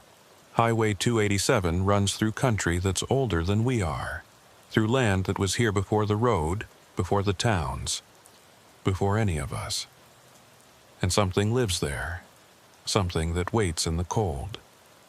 Sometimes at night, when the wind is blowing and the snow is falling, I still hear it, that voice on the radio, my voice, saying things I never said. They're still here, they've always been here, waiting in the cold. And sometimes I wonder, if I went back out there, if I followed those tracks one more time, would I find what I'm looking for? Would I finally understand? Or would I just become another figure standing in the snow, another set of tracks leading nowhere, another voice calling out from the static, trying to warn whoever comes next? I don't know, and I'm not sure I want to find out. Some questions are better left unanswered. Some mysteries are better left unsolved. Because out there in the dark, on the empty stretches of Highway 287, something is still waiting, still pulling, still calling people away from the safety of the road and into the cold. And it's patient. It's been waiting for over 100 years. It can wait 100 more. The stretch of highway is closed now. The detour signs are up. The barriers are in place. But late at night, when I'm driving past, I sometimes see tire tracks in the snow, fresh tracks, leading off the road toward the closed section, toward mile marker 36. Someone's still going there, despite the barriers, despite the warnings, despite everything that's happened. Maybe they're looking for answers too. Maybe they're looking for someone who disappeared. Or maybe they're just following that pull, that calling, that voice in the static that says, "Come east. Come see what's waiting." I hope they turn back. Hope they see the danger before it's too late. But I know they probably won't, because the pull is strong, stronger than fear, stronger than reason. And out there in the Ferris Mountains, in the high desert plains of Wyoming, something ancient and cold is still waiting for them, still waiting for all of us. I finish my shift and drive home. The sun is setting. The temperature is dropping. The wind is picking up. It's going to be a cold night. The kind of night where you want to stay inside, want to stay warm, want to stay safe. But somewhere out there, someone's vehicle is sliding off the road. Someone's getting out to look around. Someone's finding tracks in the snow, leading east. And they're following them because that's what people do. We see something we don't understand, and we have to investigate, have to know, have to find the answer. Even when the answer is something we're not ready to face. Even when the answer is waiting in the cold. I make it home, lock my doors, turn up the heat, pour myself a drink and sit by the window looking out at the night. Somewhere in the distance, I can see the mountains. Dark shapes against a darker sky. And I swear, just for a moment, I see lights out there. Small lights, like flashlights, moving east across the snow in perfectly straight lines. Someone else is following the tracks tonight. I close the curtains and turn away. There's nothing I can do. Nothing anyone can do. It's out of our hands now. Out of anyone's hands. The cold will do what it does. The mountains will keep their secrets. And Highway 287 will claim another victim. Or maybe not. Maybe whoever's out there will turn back. Maybe they'll make it to safety. Maybe they'll survive. But probably not. Because the cold is patient and the pull is strong. And whatever's waiting in the Ferris Mountains has been doing this for a very long time. It knows how to wait, it knows how to call, and sooner or later, someone always answers.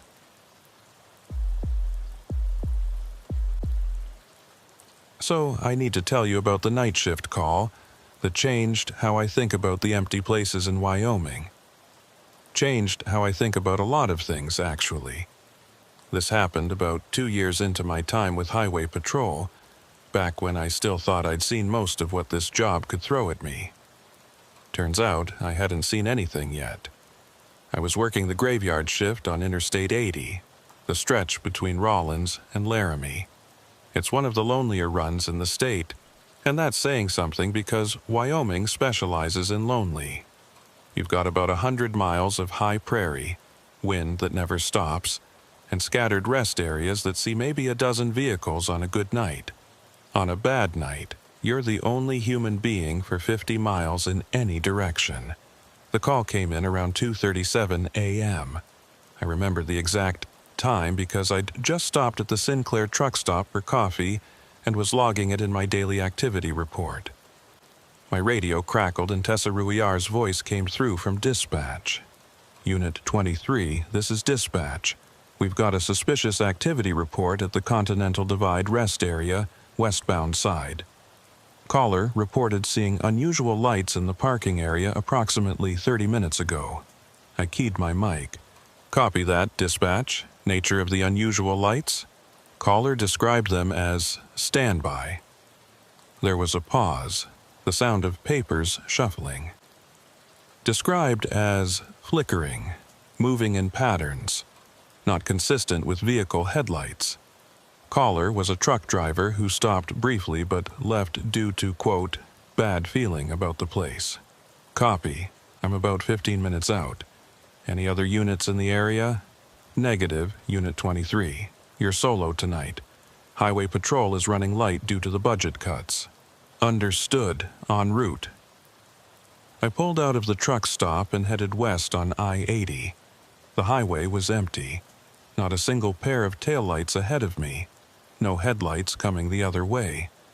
Just my patrol vehicle and about 1 million stars overhead. The wind was pushing tumbleweeds across the road, their shadows dancing in my headlights like living things. The Continental Divide rest area isn't much to look at. Basic facilities, a couple of parking loops, some informational signs about the watershed divide. It sits at about 7,000 feet elevation, surrounded by nothing but sagebrush and sky. During the day, it's just another place to stretch your legs and use the bathroom. At night, it's different. Everything's different at night out here. I could see the rest area from about 2 miles away, lit up by those tall sodium lights that turn everything orange and strange. As I got closer, I counted vehicles. 3 in the truck parking section. 1 RV in the passenger vehicle area. Normal for this time of night. I pulled into the entrance slowly, scanning for anything unusual. The lights Tessa had mentioned, the flickering ones. I didn't see anything like that. Just the normal parking lot illumination and the dark shapes of parked vehicles. I radioed in. Dispatch, Unit 23 on scene. Visual inspection shows 4 vehicles present. No obvious signs of disturbance. Copy, Unit 23. Caller specifically mentioned the north end of the parking area near the facilities building. I drove toward the facilities. A squat, concrete structure with restrooms and vending machines. The building sat at the north end of the rest area, backed up against open prairie. There was a camera mounted above the entrance. One of those security cameras that's supposed to help prevent vandalism. The little red light was blinking, indicating it was recording. I parked and stepped out of my vehicle. The wind hit me immediately, strong and cold, even though it was April. Temperature was probably in the low 30s. I zipped my jacket up and grabbed my flashlight. The parking lot was quiet. Too quiet, maybe. No engine sounds from the trucks. No lights on in the RV. No sound at all except the wind and the buzzing of those sodium lights overhead. I walked toward the facilities building, playing my flashlight over the ground. Nothing unusual. No tire marks, no debris, no signs of any kind of disturbance. I tried the door to the men's room. Unlocked, which was normal. They kept these rest areas open 24 hours. Inside, the bathroom smelled like industrial cleaner and something else. Something faint and unpleasant that I couldn't quite identify. The fluorescent lights flickered slightly, making that electrical hum they do when they're getting old. 3 stalls, 2 urinals, a sink with an automatic faucet. All empty, all normal. I checked the women's room next. Same layout, same smell, same flickering lights. Nothing out of place. Back outside, I walked around the perimeter of the building. My flashlight beam swept across the concrete walls, the small windows set high up, the utility boxes and electrical panels. Everything looked undisturbed. I keyed my radio. Dispatch, Unit 23. Building is secure. No signs of suspicious activity. Going to make contact with the vehicles present. Copy, Unit 23. I started with the RV. It was an older model Winnebago, maybe 20 years old, with Colorado plates. I knocked on the side door. Wyoming Highway Patrol. Anyone home? A light came on inside. After a moment, the door opened, and a man in his 60s peered out, squinting against my flashlight. I lowered the beam. Sorry to disturb you, sir. We had a report of suspicious activity in the area. Have you noticed anything unusual tonight? He shook his head. Been asleep since about 11. Just passing through on my way to Salt Lake City. Everything okay? Yes, sir. Just following up on a call. You have a good night. I moved on to the trucks. The first 2 were sleepers with their curtains drawn and no lights visible. I knocked on each one but got no response. Either the drivers were asleep or they were ignoring me. Either way, nothing seemed amiss. The 3rd truck was different. It was parked at an odd angle, nose pointing slightly away from the designated parking space. The running lights were off, but I could see a faint glow coming from inside the cab. I approached the driver's side and knocked on the door. No response. I knocked again, louder. Highway Patrol. Need to speak with you for a moment. Still nothing. I tried the door handle. Locked. I pulled my flashlight and shined it through the window into the cab. Empty. Driver's seat empty. Passenger seat empty. But there was definitely a light source inside, coming from somewhere behind the seats in the sleeper compartment. A pale blue glow, like from a phone screen or a laptop. I knocked one more time. Sir, I can see a light inside. I need you to respond, or I'm going to have to treat this as a potential emergency situation. The blue glow flickered and went out. Then the cab was dark. Completely dark. And I still couldn't see anyone inside. I backed away from the truck and radioed it in. Dispatch, Unit 23. I've got a semi-truck with lights visible inside but no response from the occupant. Running the plates now. I walked around to get the plate number. Wyoming commercial registration. I called it in and waited while dispatch ran it through the system. Tessa's voice came back after about 30 seconds. Unit 23, registration comes back to Mountain West Transport, based in Casper. Registered driver is listed as Marcus Godfrey, age 43, no wants or warrants. Copy, the cab appears empty, but I saw lights inside. Going to check the cargo area. I walked around to the back of the trailer. It was a standard 53-footer refrigerated unit. I could hear the cooling unit running, a steady hum. The doors were secured with a standard seal, unbroken. Whatever was in there was still locked up tight. I came back around to the driver's side and was about to try the door again when I noticed something. The wind had died down, completely.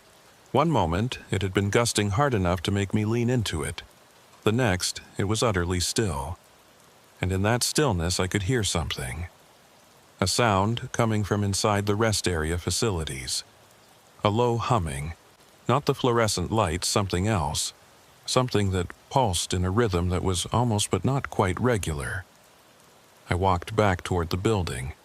The sound grew louder as I approached. It was coming from inside, definitely, but I couldn't tell which room. Men's? Women's? Both? I pushed open the door to the men's room and the sound stopped. Just cut off mid-pulse. The silence that followed was somehow worse than the sound had been. "Highway Patrol," I called out. "Anyone in here?" My voice echoed off the tile walls. No response.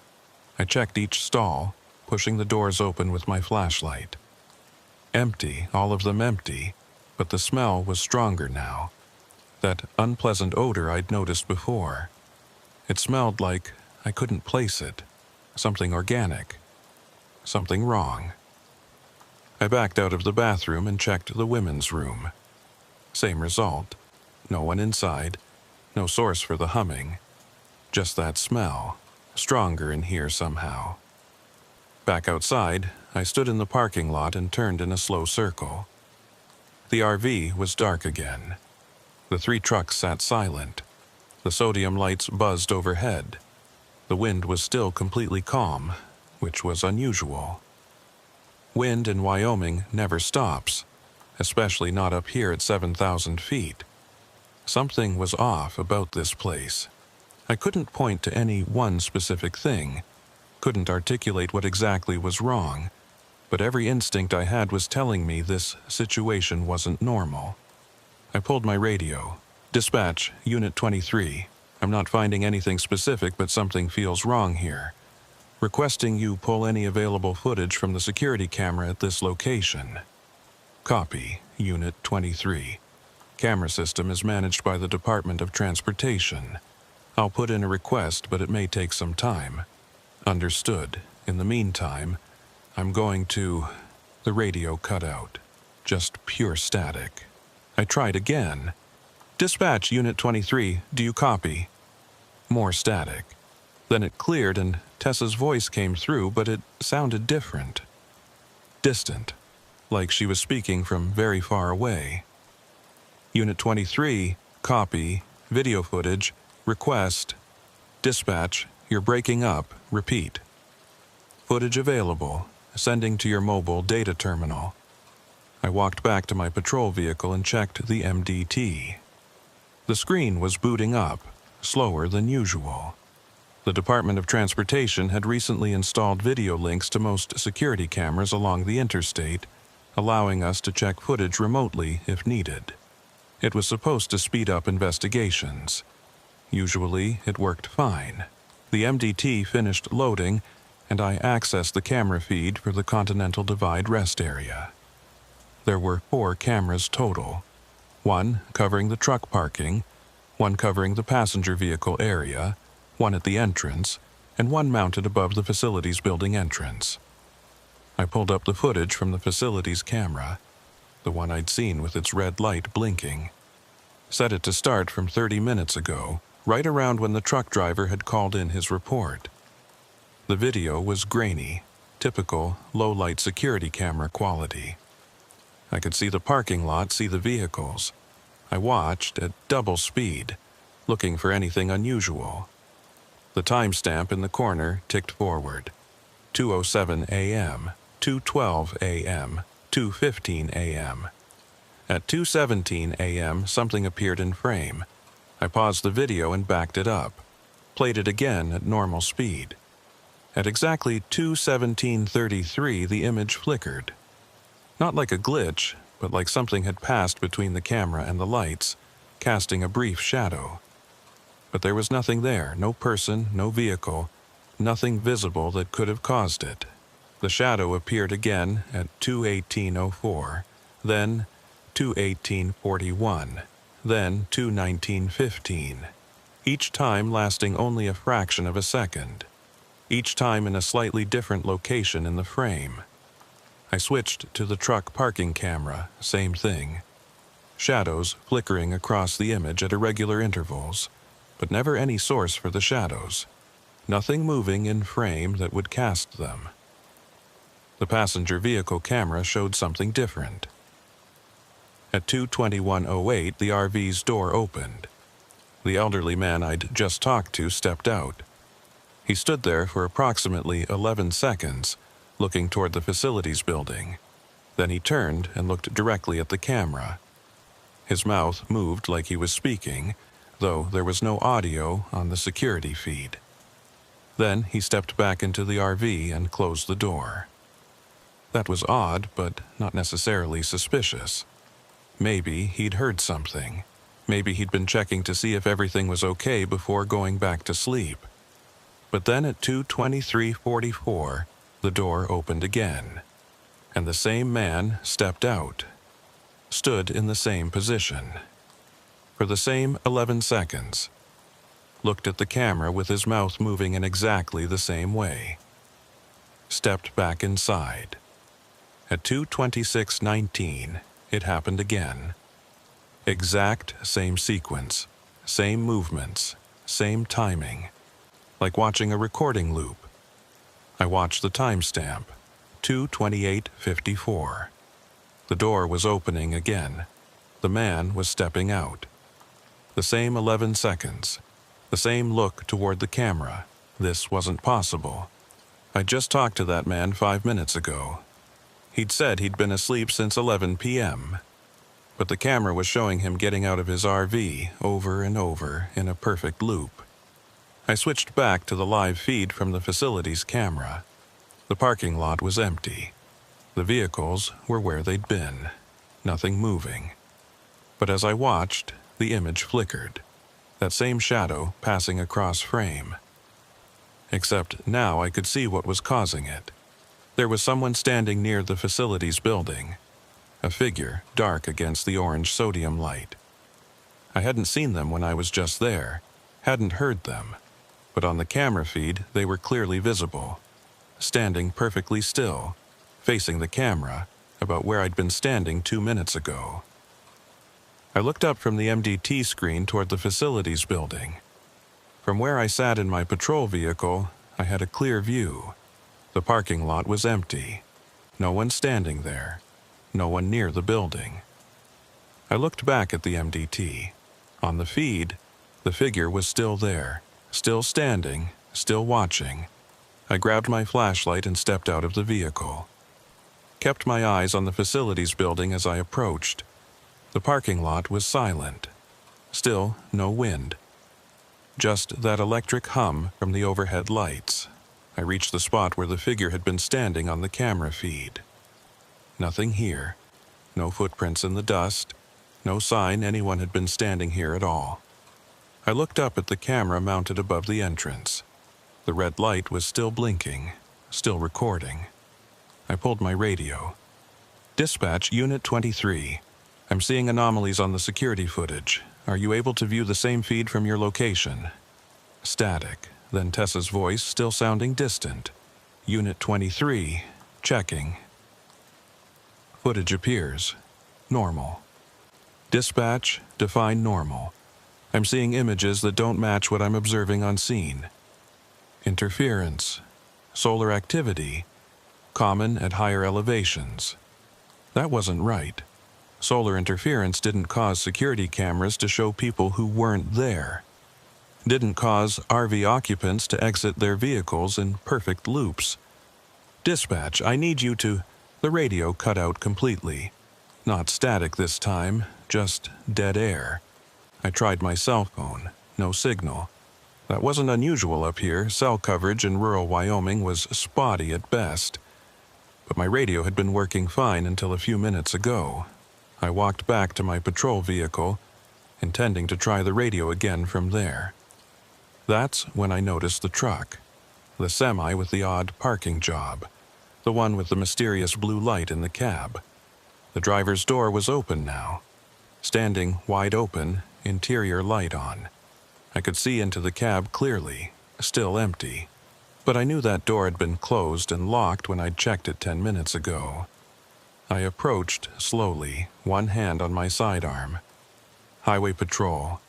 Marcus Godfrey, if you're in there, I need you to show yourself. No response. I reached the open door and looked inside. The cab was definitely empty. Keys still in the ignition. A coffee cup in the holder, still full. A clipboard on the dash with paperwork. Everything normal, except for the fact that the driver was nowhere to be seen. I pulled myself up into the cab and checked the sleeper compartment. Empty. The bedding was rumpled like someone had been sleeping there recently. There was a phone charger plugged in but no phone. A duffel bag with clothes. A photo taped to the wall showing a woman and 2 kids, but no driver. I backed out of the cab and stood in the parking lot. A truck driver doesn't just disappear. He'd gotten out for some reason, but where had he gone? The bathrooms were empty. The parking lot was empty. There was nowhere else to go except out into the open prairie, and why would anyone do that in the middle of the night? That's when I heard it again. That humming sound, coming from the facilities building. Louder now, pulsing in that irregular rhythm. I walked toward the sound. The hum grew louder with each step. It seemed to be coming from inside the walls, from the concrete itself. A deep vibration I could feel in my chest. I put my hand on the bathroom door and felt the vibration through the metal. The door was cold, much colder than it should have been. My breath fogged in the air, visible in the orange light from overhead. I pushed the door open. The humming stopped again, cut off suddenly. And in the silence that followed, I heard something else. A voice, faint, coming from one of the stalls. "Help!" I pulled my flashlight and moved toward the stalls. "Highway Patrol, where are you? Help me! I can't." The voice was coming from the last stall. The door was closed. I pushed it open slowly. Empty. The stall was empty. But the voice continued, seeming to come from the walls themselves. "Can't get out. Been here. Don't know how long. Sir, where are you? I can't see you. Tried to leave. Keep coming back. Same place, over and over." I backed out of the stall. This wasn't right. None of this was right. Voices coming from empty rooms. Figures on camera feeds that weren't actually there. Drivers disappearing from locked trucks. I needed to get backup, needed to call this in properly. But my radio was dead, and my cell phone had no signal. I was alone out here with something I didn't understand. I headed back to my patrol vehicle, walking quickly across the parking lot. The wind was still completely calm. The air was cold and still, and wrong. About halfway to my vehicle, I stopped. There was someone standing next to my patrol car. A man. He was facing away from me, looking at something in the vehicle's window. "Sir, step away from the vehicle." He didn't move, didn't acknowledge that he'd heard me. "Sir, this is the Highway Patrol. Step away from the vehicle now." Still nothing. I put my hand on my gun and started toward him. As I got closer, I could see he was wearing a jacket with patches on the shoulders. Truck driver. It had to be Marcus Godfrey, the missing driver from the semi. "Mr. Godfrey, Marcus Godfrey." The man turned around slowly, and I saw his face. It wasn't right. That's the only way I can describe it. His features were normal enough. Eyes, nose, mouth, all in the right places. But something about them was off. Like looking at a photograph that's been slightly out of focus. Like his face was vibrating at a frequency just beyond what the human eye could properly track. "Help," he said. His lips moved, but the voice seemed to come from somewhere else. "Help me. I've been here so long." "How long have you been here, Marcus?" "I don't know." Stopped to rest, went inside. Came back out and... His eyes darted around the parking lot. Everything was the same but different. Time doesn't move right here. "What do you mean time doesn't move right?" "I keep trying to leave. Get in my truck. Start driving. But I always end up back here. Same place, same parking spot, over and over." I pulled my radio, even though I knew it wouldn't work. Had to try anyway. Dead air. Just like before.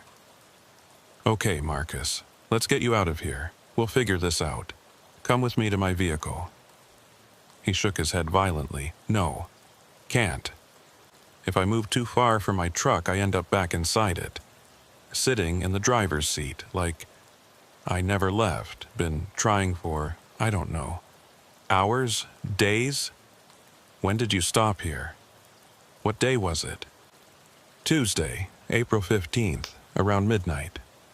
That was today, or technically yesterday, since it was now past midnight on the 16th. So he'd only been here a few hours at most. But he was acting like it had been much longer. Marcus, it's still April 16th, early morning. You've been here maybe 4 hours tops. His eyes went wide. No, that's not right. I've been trying to leave for... I've lived whole days here, watched the sun come up, watched it set, over and over. The sun hasn't come up yet, it's still night. You don't understand. Time loops here. I've done this same night 100 times, parked, went inside, came back out, tried to leave, ended up back in my truck, every time, every single time. I didn't know what to say to that. Either this man was having some kind of psychological break, or something genuinely impossible was happening at this rest area. And given what I'd seen on the security cameras, I was starting to believe it might be the latter. A light flickered behind me. I turned. The facility's building. The lights inside were flashing in a pattern. On and off, on and off. No pattern I could discern, just random flickering. It does that, Marcus said quietly. Every cycle. The lights start flickering. Then the humming starts. Then, he trailed off. Then what? Then I end up back in my truck, and it all starts over. The humming was starting again. That deep vibration coming from inside the building, growing louder. I could feel it in my bones now, could feel it making my teeth ache. We need to leave, both of us, right now. I grabbed Marcus's arm and started pulling him toward my patrol vehicle. Get in, we're driving out of here. He followed, stumbling slightly. We reached my vehicle and I opened the passenger door. Marcus climbed in and I ran around to the driver's side, started the engine, put it in gear. The radio crackled to life. Tessa's voice came through, crystal clear now. Unit 23, what is your status? I grabbed the mic. Dispatch, Unit 23. I have a situation here, requesting immediate backup at Continental Divide Rest Area. Unit 23, I'm not showing any situation reports from your location. What's the nature of your emergency? I have a civilian who's experiencing some kind of disorientation. Possible medical emergency. And there are anomalies at this location that require investigation. Copy, Unit 23. Nearest backup is approximately 45 minutes out. Do you require medical response? I looked at Marcus. He was staring straight ahead through the windshield, his hands gripping his knees. His lips were moving, but no sound was coming out. Affirmative, dispatch. Request medical response. 10-4, Unit 23. Medical is en route.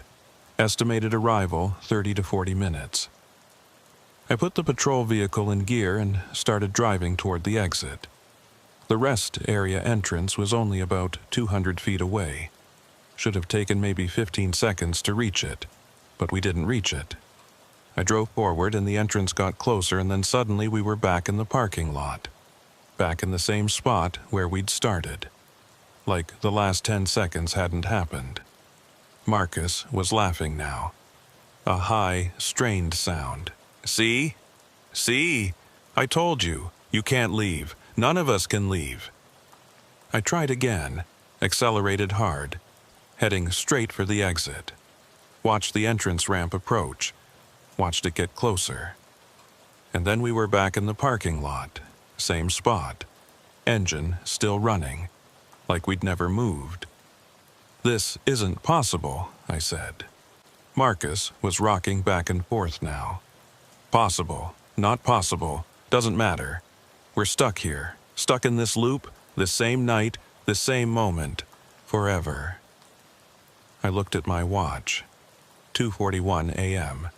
I looked at the clock in my vehicle. 2:41 a.m. I tried the radio again. Dispatch, Unit 23. Tessa's voice responded immediately.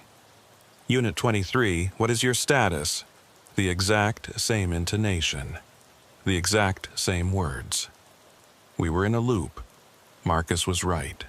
Somehow, impossibly, we were trapped in a loop at the Continental Divide rest area, and I had no idea how to break out of it. The humming from the facilities building grew louder. The lights flickered faster. And somewhere in the back of my mind, I started to understand that this night was going to last a lot longer than any night should. That this night might never end at all. I tried leaving the rest area 17 more times. Each attempt ended the same way. We'd drive toward the exit, get maybe halfway there, and then suddenly we were back in the parking lot. Same position, same moment, like the last 30 seconds had been erased. Marcus had stopped talking, just sat in the passenger seat, staring at nothing. I couldn't blame him. If he'd been experiencing this for what felt like days to him, the psychological toll must have been immense. On the 18th attempt, I tried something different. Instead of heading for the exit, I drove toward the back of the rest area, toward the open prairie. Maybe we could bypass whatever was keeping us trapped here by going around it. The patrol vehicle bumped over the curb and onto the dirt. I accelerated, heading east away from the facilities. The sagebrush scraped against the undercarriage. No roads out here, no paths, just open ground. I kept driving, 50 yards, 100 yards, 200 yards. The rest area was getting smaller in my rearview mirror. The orange glow from the sodium lights fading. We were making it. We were actually getting away. Then the engine died, just cut out completely. All the lights on the dash went dark. The vehicle coasted to a stop in the middle of nowhere. I turned the key. Nothing. Tried again. Dead. Like the battery had been disconnected. "It won't work," Marcus said quietly. I tried that too. Drove my rig as far as it would go.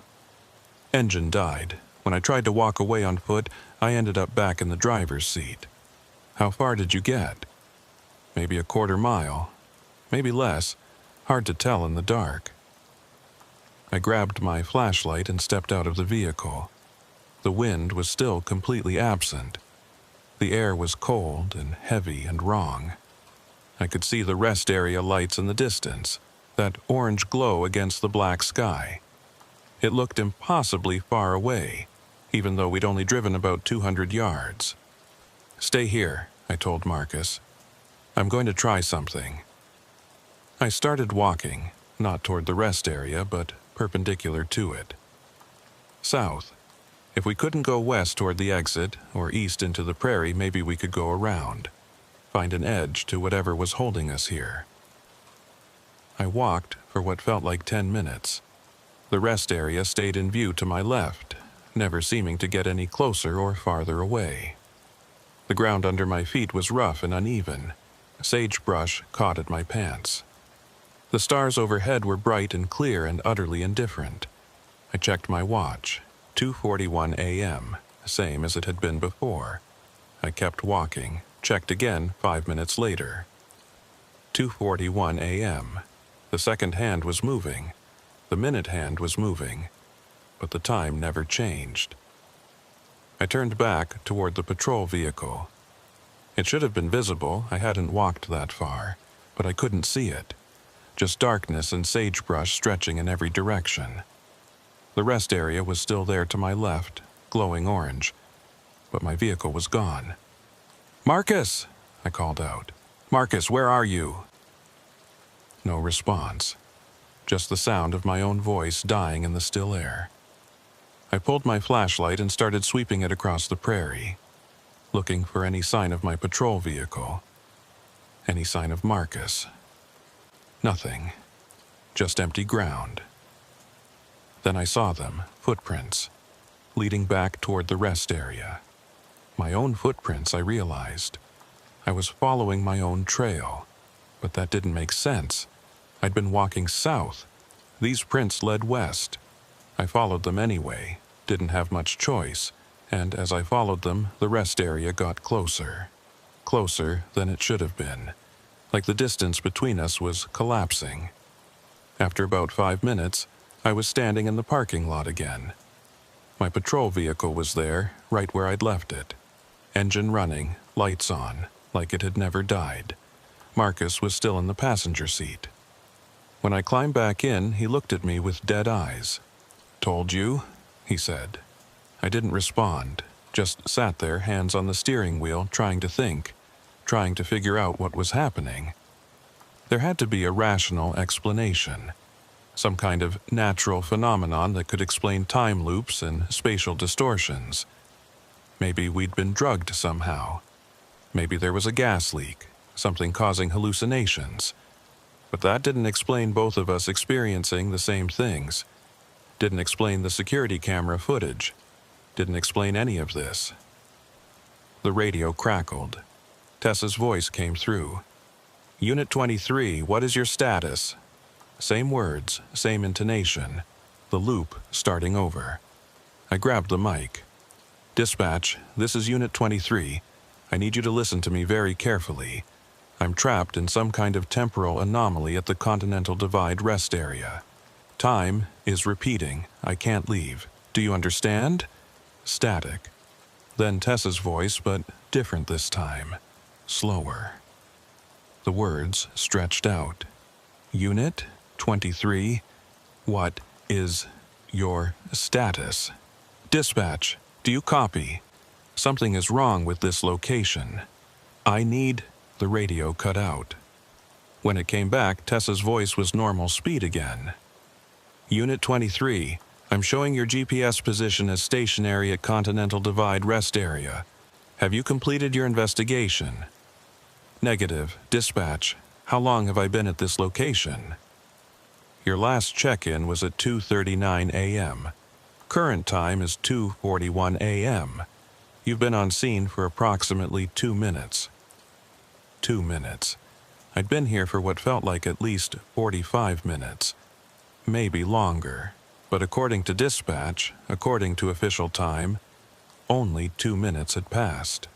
Dispatch, my watch shows 2:41, but I've experienced significantly more time than that. I've been attempting to leave this location and have been unable to do so." A long pause. Then Tessa's voice, concerned now.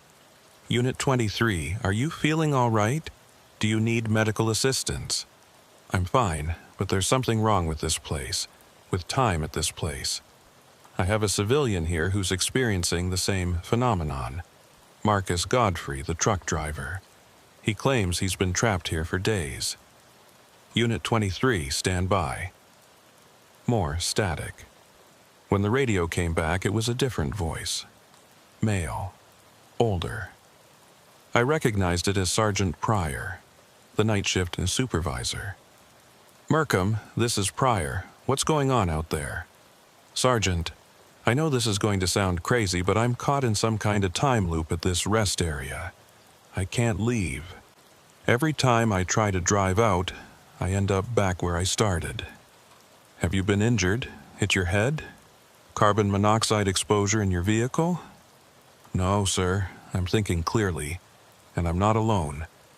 There's a truck driver here experiencing the same thing." "Where is he now?" I looked at the passenger seat. Empty. Marcus was gone. He was just here, right here in my vehicle. "Merkham, I want you to shut off your engine and step outside. Take some deep breaths. I'm sending backup to your location. ETA 30 minutes. Sergeant, I need you to understand. Something is wrong at this location. Genuinely wrong. The security camera footage shows impossible things. Time isn't moving normally. I need...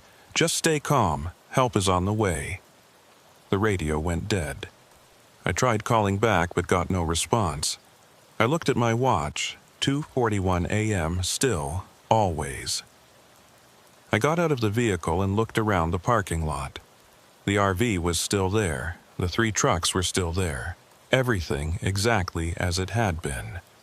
But Marcus was gone, and I had no idea where.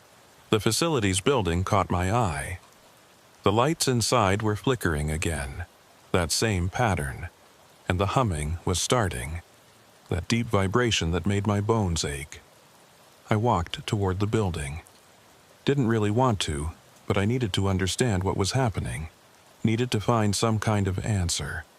The closer I got, the louder the humming became. By the time I reached the entrance, it was almost deafening. I pushed open the door to the men's room. The fluorescent lights were strobing now, flashing on and off so fast it was almost blinding.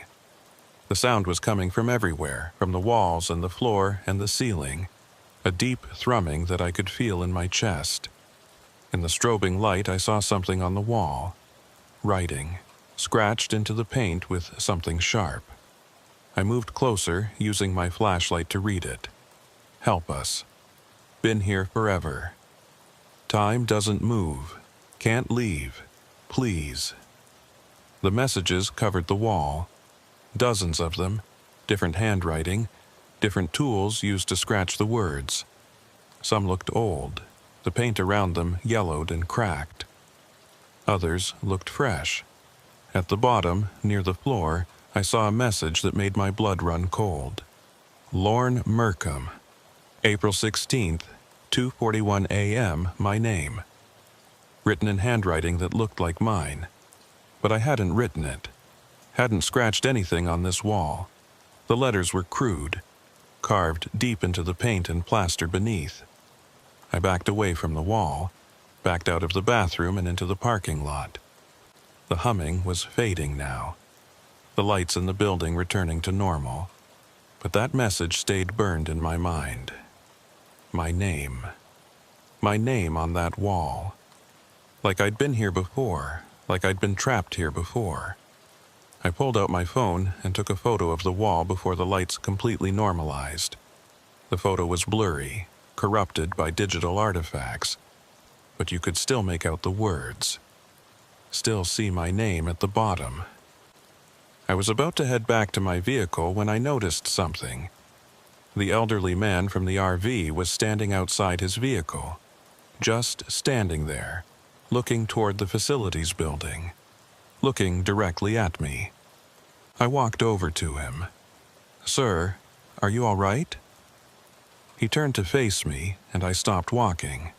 His eyes were wrong. Not just unfocused or confused. Wrong. They were reflecting light in a way human eyes don't, like animal eyes caught in headlights. A flat, metallic shine. "Help," he said. His lips moved, but the voice seemed to come from behind him, from everywhere except his mouth. "Help me. I've been here so long." How long? Don't know. Days. Weeks. Doesn't matter. Time doesn't move right here. Just the same moment over and over. 2:41 a.m. Always 2:41 a.m. Do you know why? What's causing this? His head tilted to one side at an angle that was too sharp, too far, like his neck had no bones in it. Something underneath, something old. We built the rest area on top of it, didn't know, couldn't have known. On top of what? Deep time, where past and present and future all exist at once, where linear progression breaks down. We punched through. The foundation, the drilling. We opened something that should have stayed closed. That's not possible. The man's face twitched. A rapid flutter, like a TV image glitching. For just a moment I saw something else beneath the surface. Something that wasn't human. Then it was gone, and he was just an elderly man again. Possible, impossible, doesn't matter here. Here, everything is possible. Everything is impossible. All at once. Forever. He walked back to his RV, opened the door, stepped inside. The door closed behind him. I stood there for a moment, processing what he'd said. Deep time. Something underneath the rest area. An explanation that made no sense but somehow felt true anyway. My radio crackled again. But it wasn't Tessa's voice this time. It was my own voice, speaking words I'd never said. "Dispatch, this is Unit 23. I can't get out. I've tried everything. Whatever's here, it won't let me leave. Tell my family. Tell them I tried." I stared at the radio in my hand. That was my voice, my exact cadence, my inflection. But I hadn't said those words. "Unit 23, please confirm. Are you in distress?" That was Tessa, responding to words I hadn't said, words that had come from my radio and my voice. I keyed the mic. "Dispatch, that wasn't me. I didn't say that." "Unit 23, you're breaking up. Repeat." "I said that wasn't me. Someone is using my voice." "Unit 23, static, help, en route." The radio went dead again. I threw it down on the hood of my patrol vehicle in frustration. This wasn't getting me anywhere. I needed to think, needed to figure out a way to break this loop. I walked back to the facilities building and examined the exterior, looking for anything unusual, any sign of what might be underneath. The building was standard Department of Transportation construction, concrete block walls, metal roof, built maybe 20 years ago based on the wear patterns. But something caught my eye. Near the northwest corner, there was a crack in the foundation. Not unusual by itself. Concrete cracks. But this crack was too regular, too uniform, like it had been cut deliberately. I knelt down and ran my flashlight along it. The crack extended from ground level down into the earth. I couldn't see how deep it went, but there was air coming from it, cold air, much colder than the ambient temperature, and something else. A sound, very faint, like music, but not music I recognized. No melody, no rhythm, just tones that rose and fell in patterns that hurt to listen to. I put my ear close to the crack. The sound was louder, and underneath it, I could hear something else. Voices, multiple voices, all talking at once, all saying different things. Some of them were speaking English, some weren't. And one of them was my voice.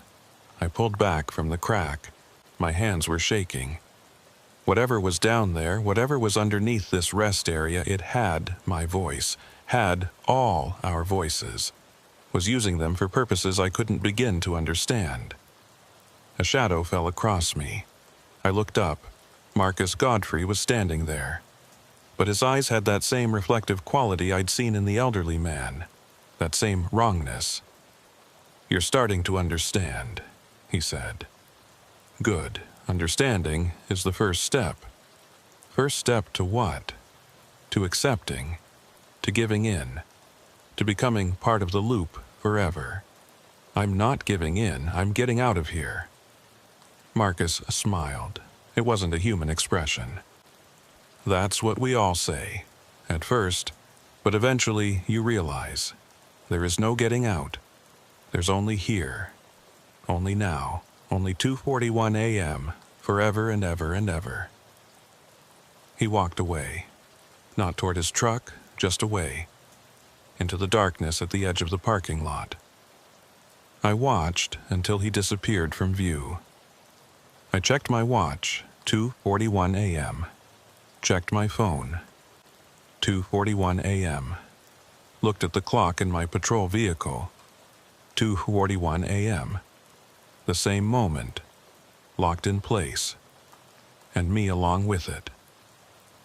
I got on my radio one more time, tried to reach Tessa, tried to reach anyone, just got static. But underneath the static I could hear them now.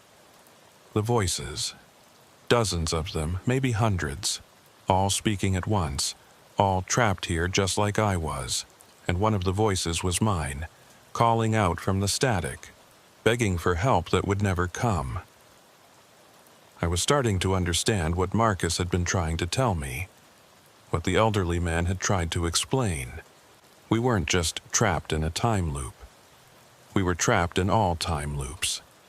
Every moment that had ever happened at this rest area, all layered on top of each other, all existing simultaneously. The truck driver who'd called in the report about strange lights. He hadn't escaped. He'd gotten away before the loop caught him. But everyone else who'd stopped here, everyone else who'd been here at the wrong time, they were all still here, still trapped, still experiencing the same endless moment. And now, I was one of them. I looked at the security camera above the facilities building. The red light was blinking, still recording. But recording what? The same moment over and over? Or different moments from different times all compressed into one? I walked over to my patrol vehicle and pulled up the camera feed on my MDT one more time.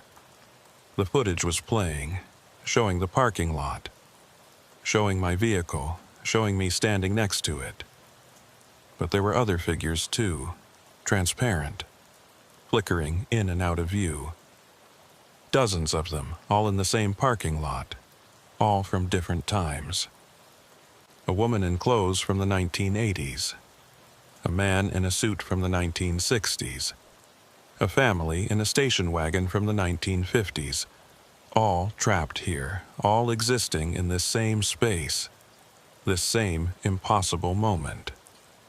I was watching myself on the camera feed, watching me from 3 minutes ago, or 3 hours ago, or 3 days ago.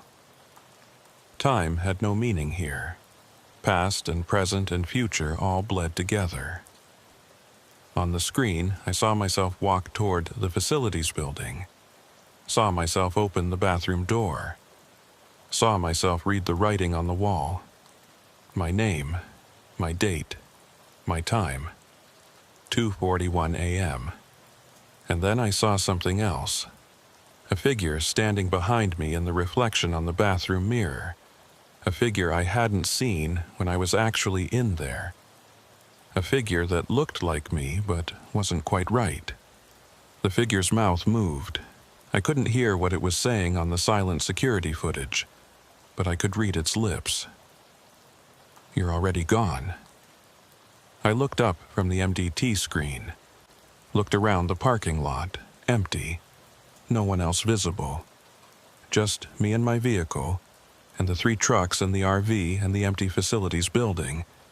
But I could feel them, all the others who were trapped here, all the people who'd stopped at this rest area at the wrong time and had never left. They were here, in the spaces between moments, in the cracks in time, and I was joining them. My radio crackled one more time. This time it was Tessa's voice, but it sounded wrong, distorted, like it was coming from very far away or from underwater. "Unit 23, help is coming. Hold on." "How long?" I asked. "How long until help arrives?" 30 minutes. Backup is 30 minutes away. 30 minutes. But 30 minutes in what frame of reference? 30 minutes in the outside world might be hours, or days, or years inside this loop. Time didn't mean the same thing here. I could wait, could sit in my vehicle and wait for backup that might never arrive. Or I could try to understand what was happening, try to find a way out. I chose the latter, because sitting still waiting, that's what Marcus had done. That's what the elderly man had done. That's what everyone else who was trapped here had done. And they were all still here. I walked back to the crack in the foundation, the one with the cold air and the strange sounds coming from it. I knelt down and shined my flashlight into it. The beam disappeared into darkness. I couldn't see the bottom, but I could hear the voices more clearly now, and one of them was speaking directly to me. "Lorne," it said, my own voice. "Lorne, don't try to understand. Just accept. It's easier that way." "I'm not accepting anything," I said out loud. "I'm getting out of here. No one gets out. we're all here forever, all of us, trapped in the same moment, the same endless now. There has to be a way. There isn't. We've all tried, hundreds of us, thousands, all trying to escape, all failing, all staying. I stood up and backed away from the crack. The voice followed me, my own voice, speaking from the ground. You'll understand soon, you'll see. Time doesn't move here. We don't move, we just exist. Forever and ever. 2:41 a.m., always 2:41 a.m. I looked at my watch. The second hand was moving, tick, tick, tick.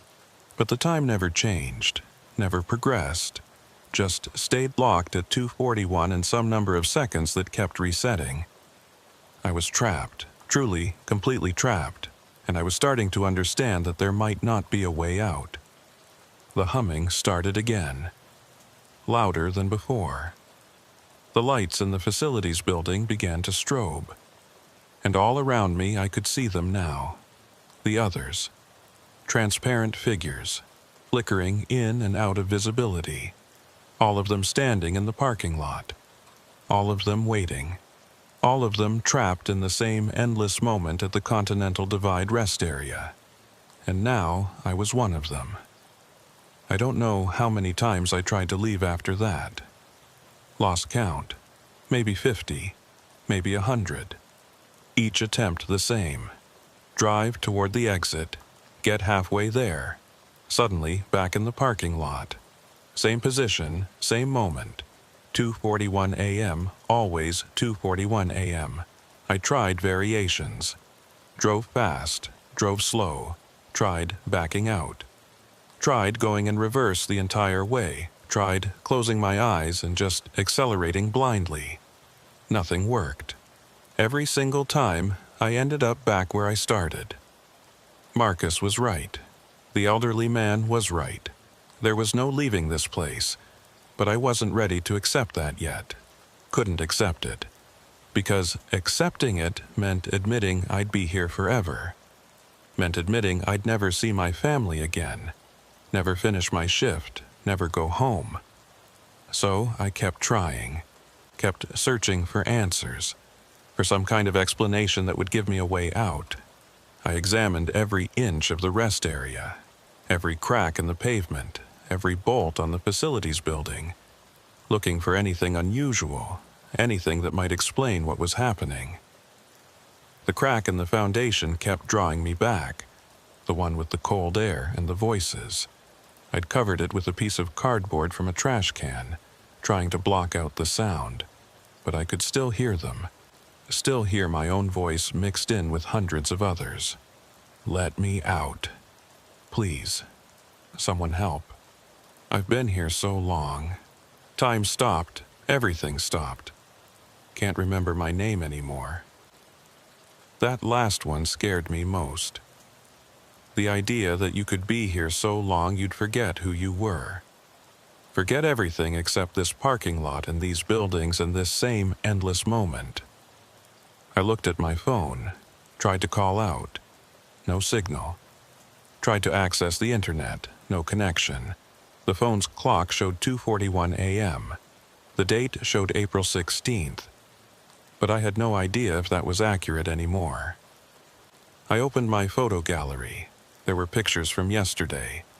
My daughter's birthday party. She'd turned 7. We'd had cake. She'd been so happy. That was less than 24 hours ago in real time, but it felt like a lifetime ago now. I tried taking a new photo, pointed my phone at the parking lot and hit the button. The image that appeared on screen wasn't what I'd photographed. It showed the parking lot, yes, but filled with vehicles. Dozens of them, from different eras, different decades, all occupying the same space. And people, transparent figures, some in modern clothes, some in styles from years ago. All of them standing motionless. All of them staring at nothing. I lowered the phone and looked at the actual parking lot with my eyes. Empty, except for the 4 vehicles that had been here when I arrived. But the camera saw something different. saw all the other times compressed into one image. I took another photo, this time pointing at the facilities building. The image showed the building, but overlaid with other structures. I could see what looked like an older building underneath, and underneath that, something else. Stone. Ancient stone. Carved with symbols I didn't recognize. I zoomed in on the symbols. They seemed to shift and move even though they were in a static photograph. Looking at them made my eyes hurt. Made my head ache. Like my brain was trying to process something it wasn't equipped to understand. I put the phone away. Whatever those symbols were, whatever they meant, looking at them wasn't helping. The radio crackled. I'd stopped responding to it after the 10th or 15th loop. Stopped trying to explain my situation to Tessa or Sergeant Pryor. What was the point? They couldn't help me. Couldn't even understand what I was experiencing. But this time, the voice on the radio was different. It was Tessa, but she was saying something new. Unit 23, if you can hear me, I need you to listen carefully. We've been researching the location. There are historical records, incidents, people disappearing, going back decades. I grabbed the mic. Dispatch, I copy. What kind of incidents? Stand by, pulling up the file. Okay, first documented disappearance was in 1952. A family of 4. Stopped at what was then just a roadside pull-off. Never seen again. Vehicle was found abandoned. No sign of the occupants. How many disappearances total? 17 documented cases between 1952 and 2018. All at the same location. All with similar circumstances. Vehicles found, people gone. Why wasn't the area closed down? It was, temporarily. In 1974, after 3 disappearances in 1 year. But the investigation found no evidence of foul play. No natural hazards. The area was reopened in 1976. The rest area facilities were built in 1989. Tessa, there's something underneath this place. Something old. I found a crack in the foundation. There are voices coming from it. Static. Then Tessa's voice, concerned. Lauren, Sergeant Pryor wants to know if you've been feeling disoriented, confused. Any nausea or headaches? I'm not having a medical episode. I'm telling you what I'm experiencing. Time has stopped here. I'm trapped in a loop, and I'm not the only one. There are others, I can see them. More static, a new voice.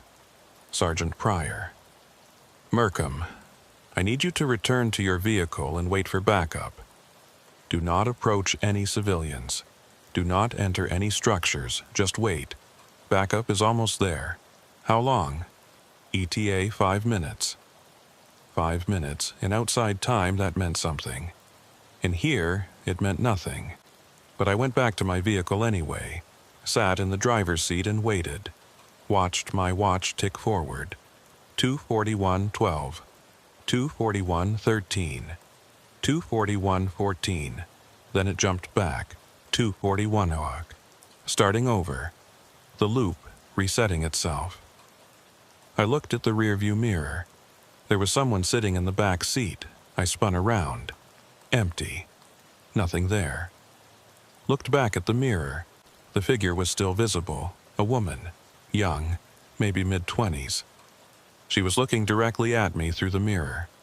Her mouth moved. No sound came out. But I could read her lips. Help us. I turned around again. Still nothing in the actual back seat. But in the mirror, she was there. Clear as day. Her eyes were wide. Desperate. She raised her hand and pressed it against the window from the inside. I could see the handprint appear on the glass. Could see the condensation from her breath. But when I reached back to touch where her hand was, there was nothing. Just cold glass. The woman pointed, out the window, toward the crack in the foundation. Then she faded, slowly becoming transparent until she was gone. But the handprint remained. A real, physical handprint on my back window. I got out of the vehicle and walked over to look at it. It was definitely there. Small hand, long fingers, the whorls and ridges of a fingerprint visible in the condensation. Real, tangible, evidence that something impossible had just happened. I heard an engine, turned toward the entrance. Headlights were approaching. Finally, backup was arriving. I felt a surge of relief. I wasn't alone anymore. The vehicle pulled into the rest area. It was a highway patrol cruiser, identical to mine. It parked near the facilities building and the driver's door opened. I walked toward it, raising my hand in greeting.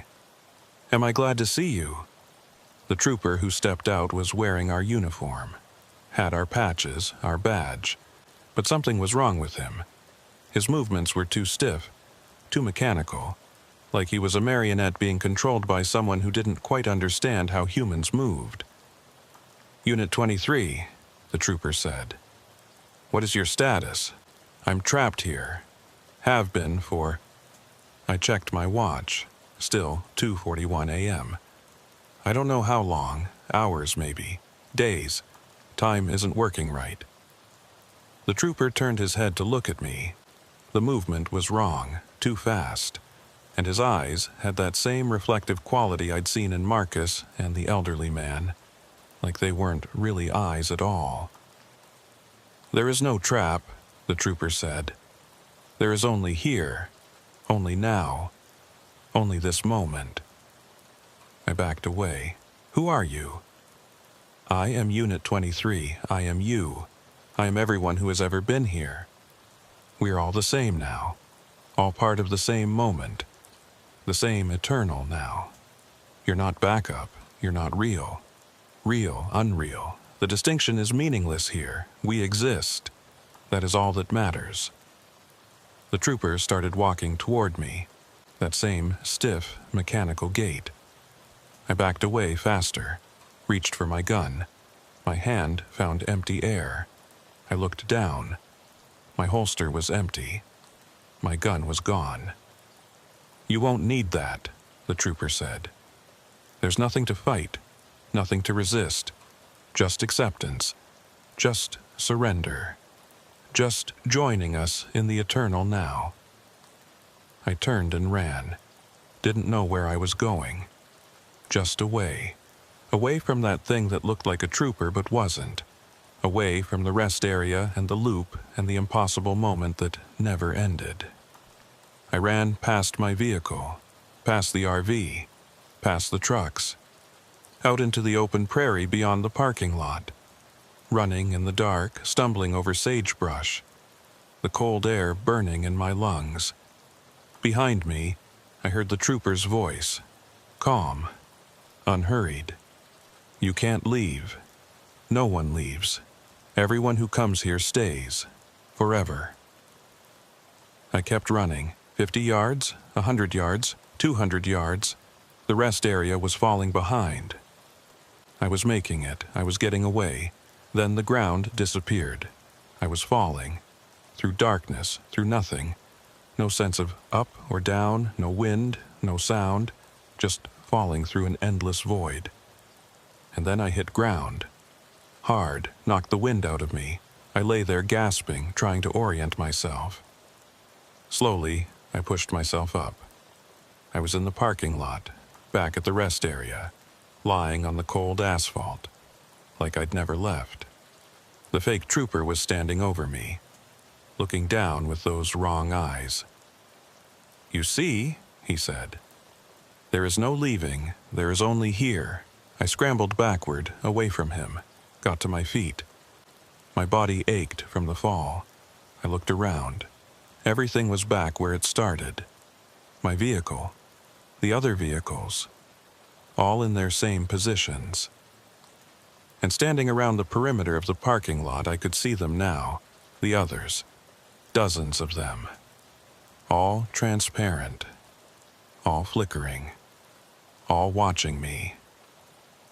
The family from the 1950s, the lone driver from the 1960s, the young couple from the 1970s. More, So many more. All of them trapped here.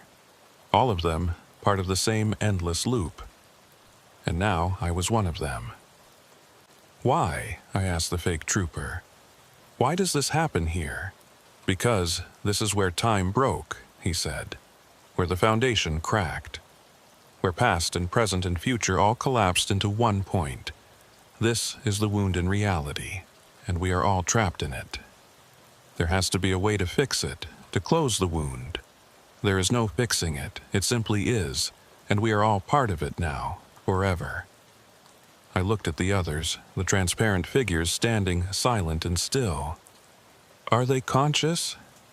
Do they know what's happening? Some do, some don't, some forgot long ago.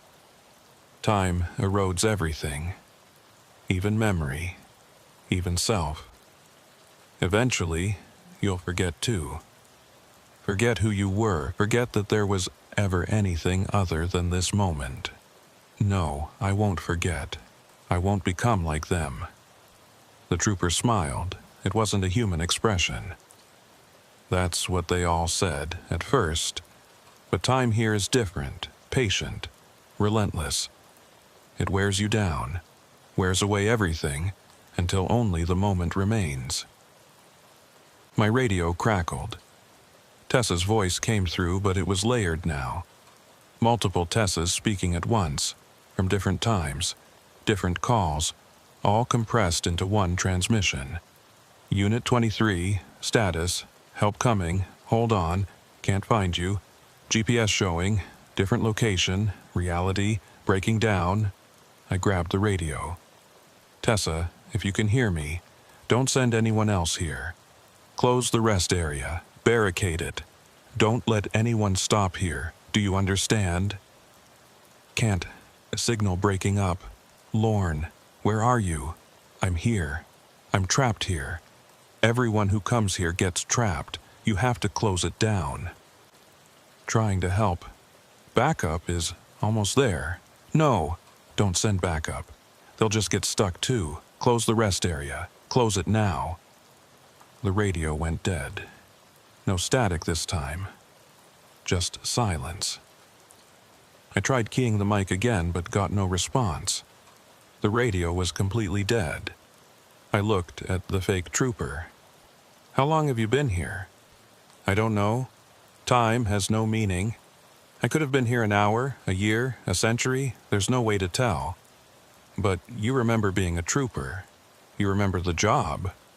I remember the idea of it, the concept. But the details are fading. Soon, I won't remember that either. Won't remember anything except this parking lot, this moment, this eternal now. I thought about that. About losing myself piece by piece.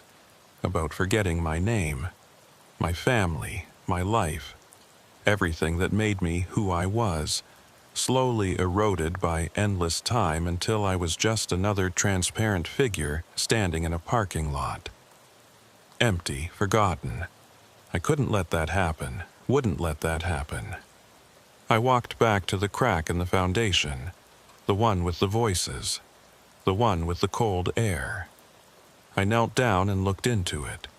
Could still see nothing, just darkness stretching down forever. What are you doing? The fake trooper asked. Finding a way out. There is no way out through there. That's the wound, the break. Going down there will only make things worse. Worse than being trapped here forever? Yes, much worse.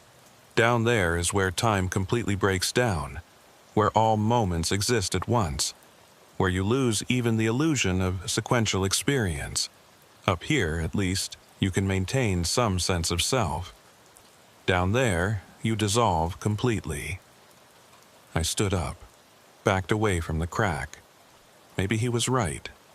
Maybe going down there was a bad idea, but I had to do something, had to try something. I looked at my watch, 2:41 a.m., looked at the sky. Still dark, still night. No sign of dawn, no progression of time at all. How long had I actually been here? Minutes, hours, days? There was no way to know. The loop kept resetting, kept bringing me back to this same moment. But was each loop a new moment? Or was it all the same moment repeated infinitely? I didn't know, couldn't know. That kind of thinking led to madness. I walked back to my patrol vehicle and sat in the driver's seat. Needed to think. Needed to figure this out. There had to be something I was missing. Some detail, some clue that would show me the way out. I pulled up the security camera footage on my MDT again. Watched the feeds from all 4 cameras. The parking lot, the entrance, the facilities, all showing the same thing. Empty spaces filled with transparent figures. People who weren't really there, but weren't really gone either. And then I saw something. On the entrance camera, a vehicle was approaching, a semi-truck. Different from the ones already parked here. It was pulling into the rest area entrance. I watched it drive in, watched it park in the truck area, watched the driver get out and stretch. He walked toward the facilities building, disappeared from the entrance camera's view, appeared on the facilities camera, entered the bathroom, and never came out. I watched the timestamp, watched time progress.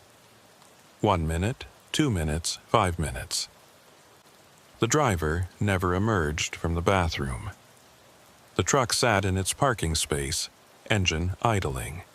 Then the timestamp jumped, backward, from 2:46 a.m. to 2:41 a.m., and the truck was gone.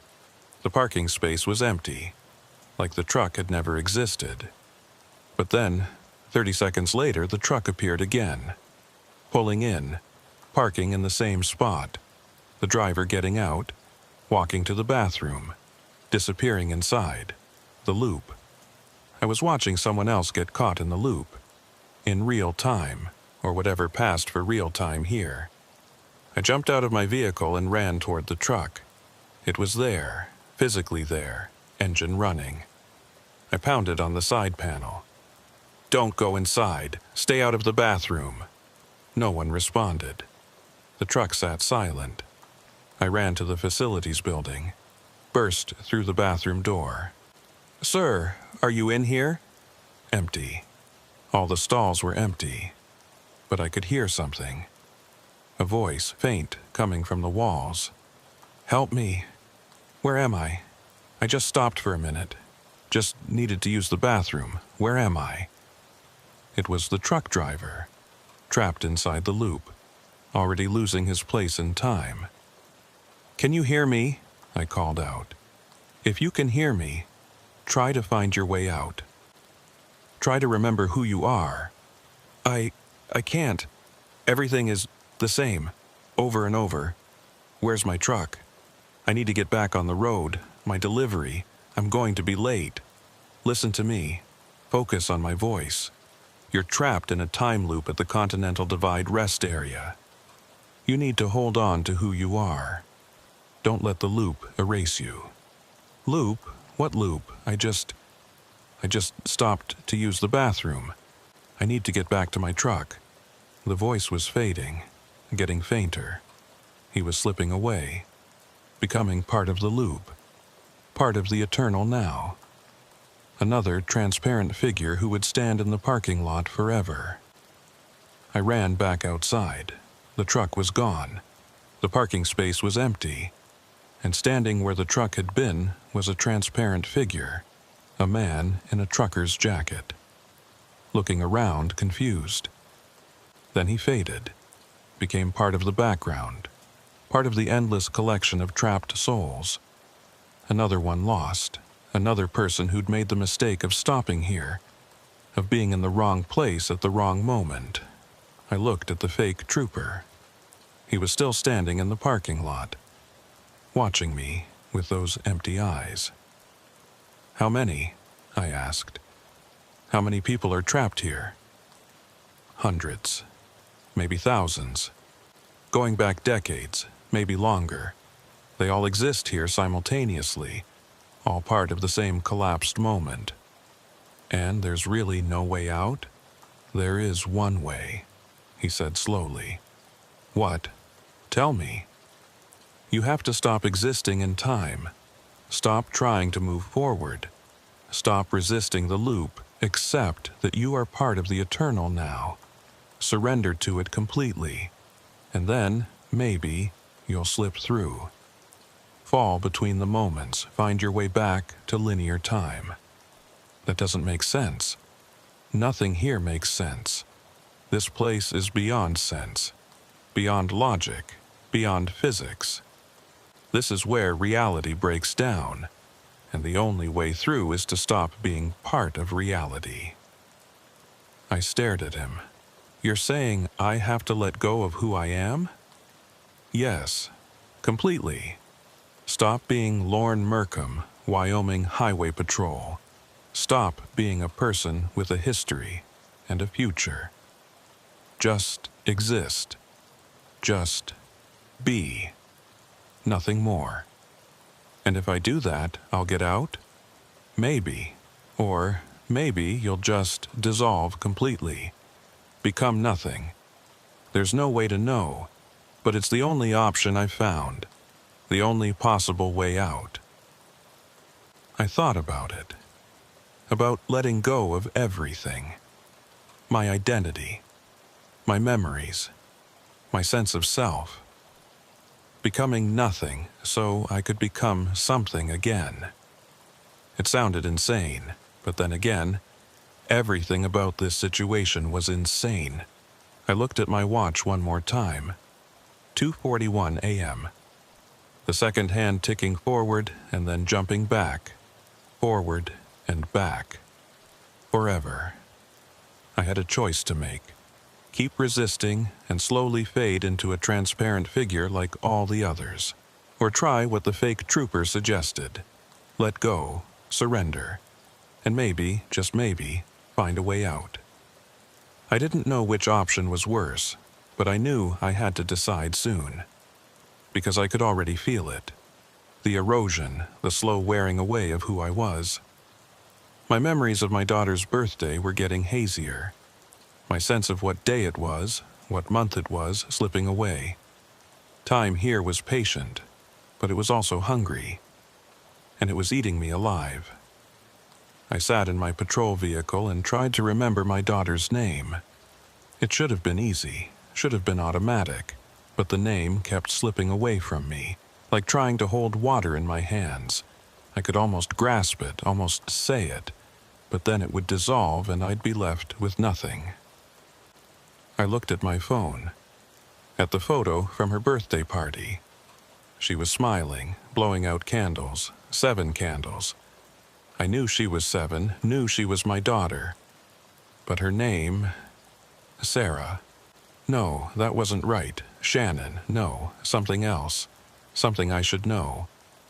The erosion was accelerating. The loop was eating away at me faster now.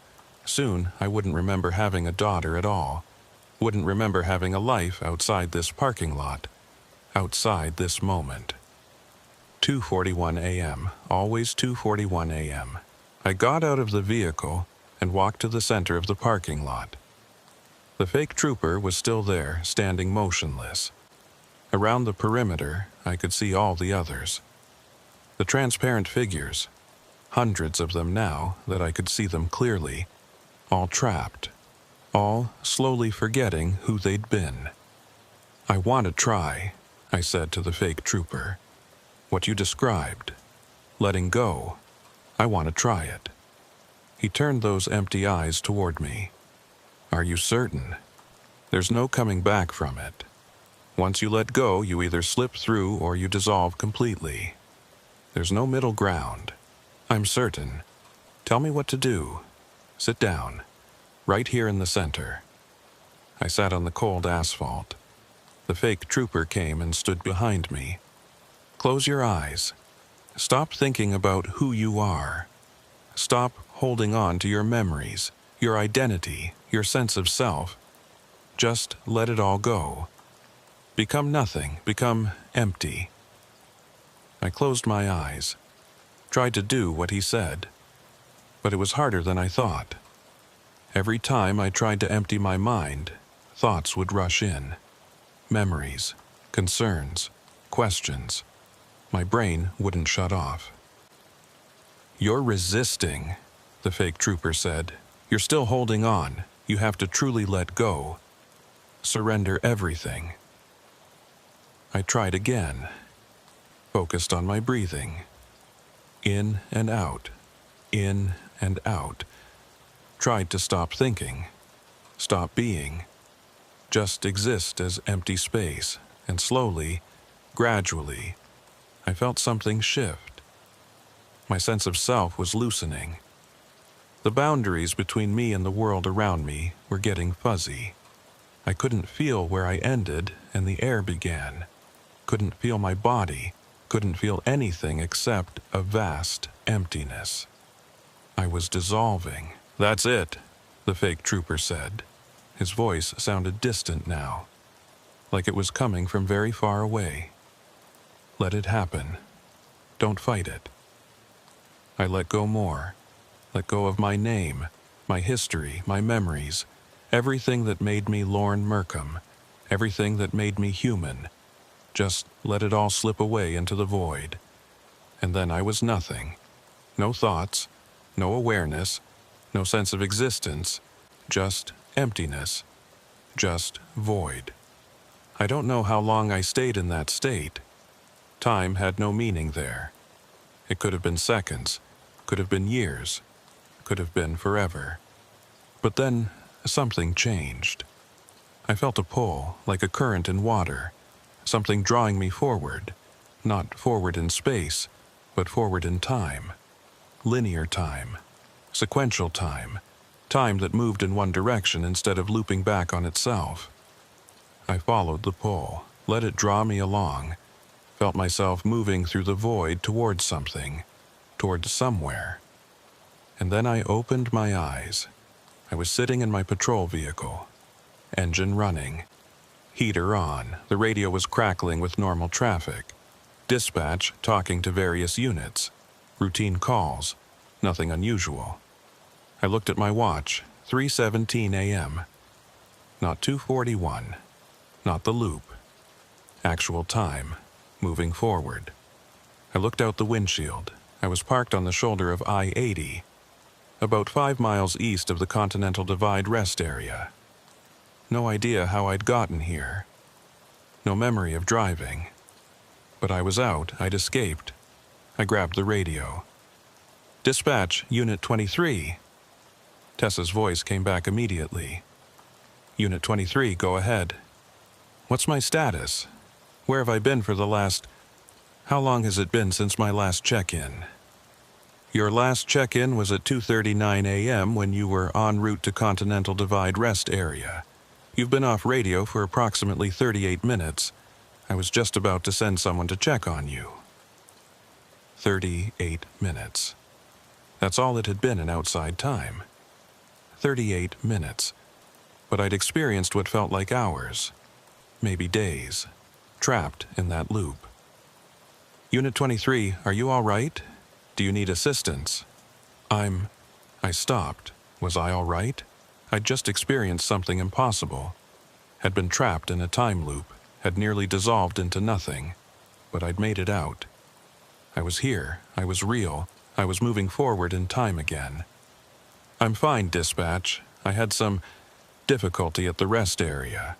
Possible equipment malfunction. I'm clear now and resuming patrol." "Copy, Unit 23. Do you want to file an incident report about the equipment issue?" "I'll file it at end of shift." 10-4. I sat there for a moment, just breathing, just feeling the normalcy of it all. The radio chatter, the hum of the engine, the cold air seeping in through the door seals. All of it normal, all of it real, all of it moving forward in time the way it should. I looked in my rearview mirror. The back seat was empty. No mysterious figure, no handprint on the window, just an empty back seat in a patrol vehicle. I put the car in gear and started driving east, away from the rest area, away from that place where time broke down. I had no intention of ever going back there. But about 10 miles down the road, curiosity got the better of me. I pulled over and accessed the security camera feeds on my MDT, pulled up the Continental Divide rest area cameras. The footage showed an empty parking lot. No vehicles, no transparent figures, just empty asphalt, and the facilities building and those orange sodium lights buzzing in the darkness. According to the timestamp, it was 3:23 a.m. Normal time, linear time. But then I noticed something. In the corner of the facility's camera feed, near the door to the men's room, there was a figure, barely visible, transparent, standing motionless. I zoomed in on the image. The figure was wearing a highway patrol uniform, and even though the image was grainy and indistinct, I could make out enough details to recognize the face. It was me. I was still there, a part of me, trapped in the loop, standing in that parking lot forever, experiencing the same moment over and over. I'd escaped, but I'd also stayed behind. Some version of me, some fragment, was still caught in the eternal now, would always be caught there. I closed the MDT and drove on, tried not to think about it, tried to focus on the road, on my patrol, on the normal routine of the job. But I couldn't stop thinking about the others, all those transparent figures, all those people trapped in the loop. Marcus Godfrey, the elderly man from the RV, the truck driver I'd watched get caught in real time, the family from the 1950s. All of them still there, still trapped, still experiencing the same moment forever. And there was nothing I could do about it. Over the next few weeks, I tried to report what had happened, filed incident reports, talked to Sergeant Pryor, even reached out to the Department of Transportation about the rest area.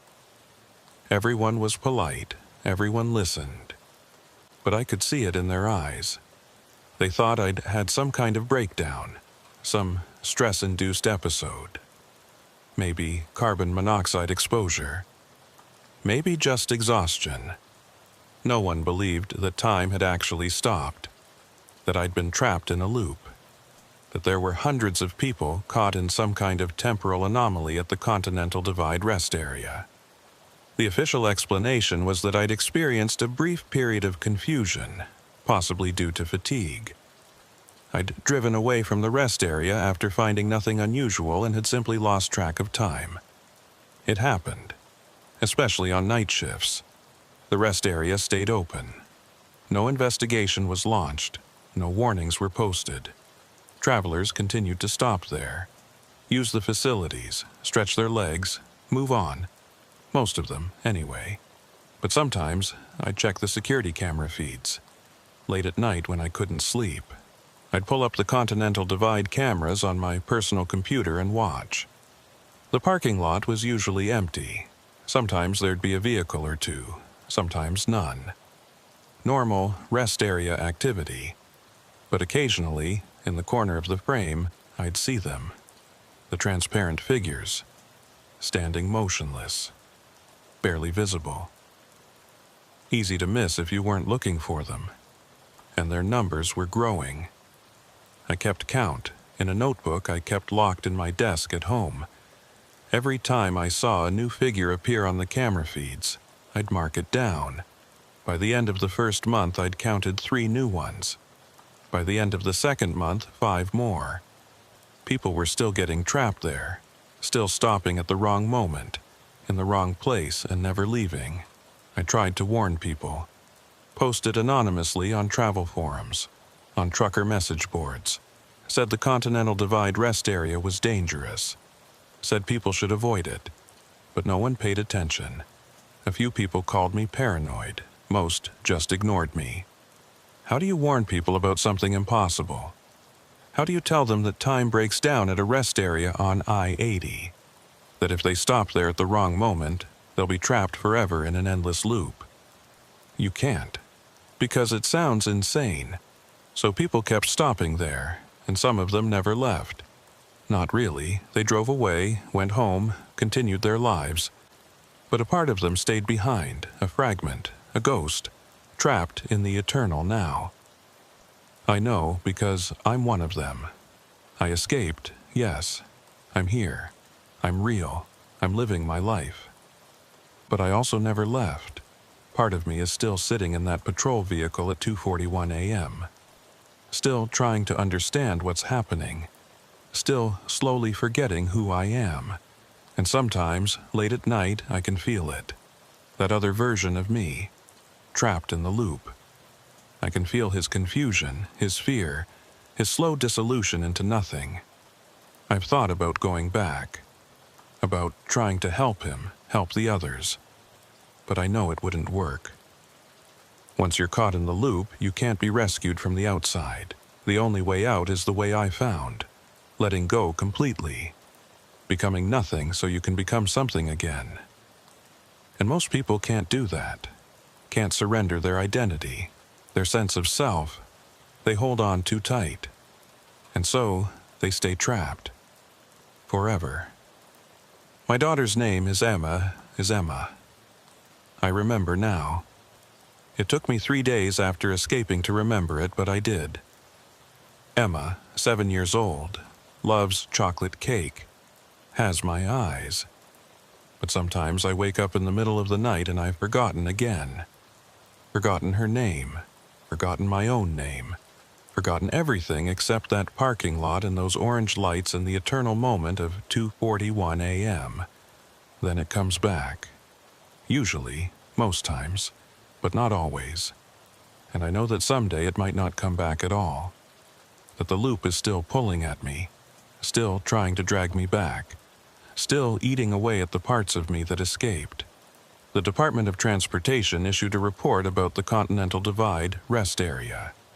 They'd done a structural inspection after I filed my incident reports. Found the crack in the foundation. The one I'd found that night. The one with the voices. They sealed it with concrete. Said it was just normal settling. Normal thermal expansion and contraction. Nothing to worry about. They reinforced the foundation and declared the facility safe. But I know better. You can't seal a wound in reality with concrete. You can't fix broken time with rebar and mortar. All they did was cover it up, make it less visible. The break is still there. The collapse is still happening. And people are still getting trapped. I requested a transfer, got assigned to a different patrol area. Nowhere near I-80. Nowhere near the Continental Divide.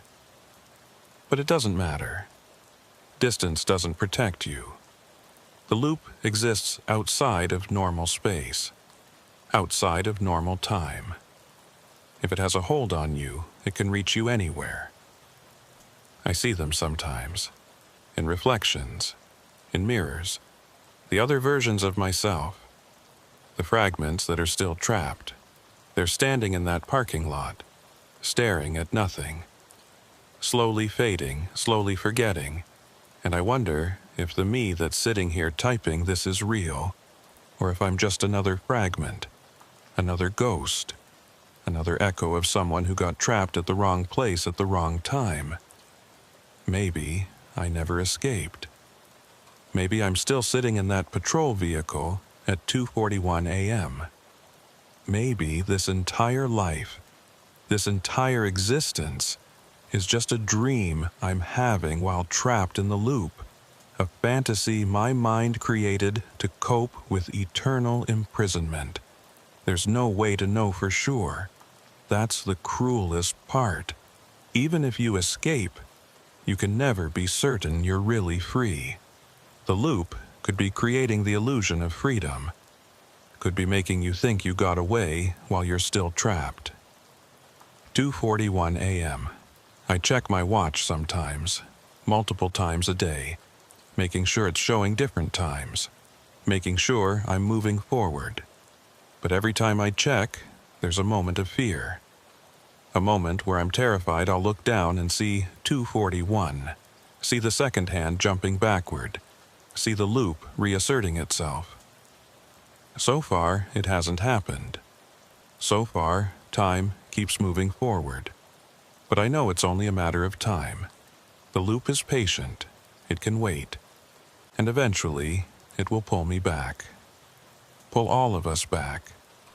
Tessa called me last week, asked if I'd heard about the incident at the Continental Divide rest area. My blood ran cold. What incident? A trooper went there to investigate a suspicious vehicle report. Same as you did. He's been missing for 3 days. Missing? His patrol vehicle was found at the rest area.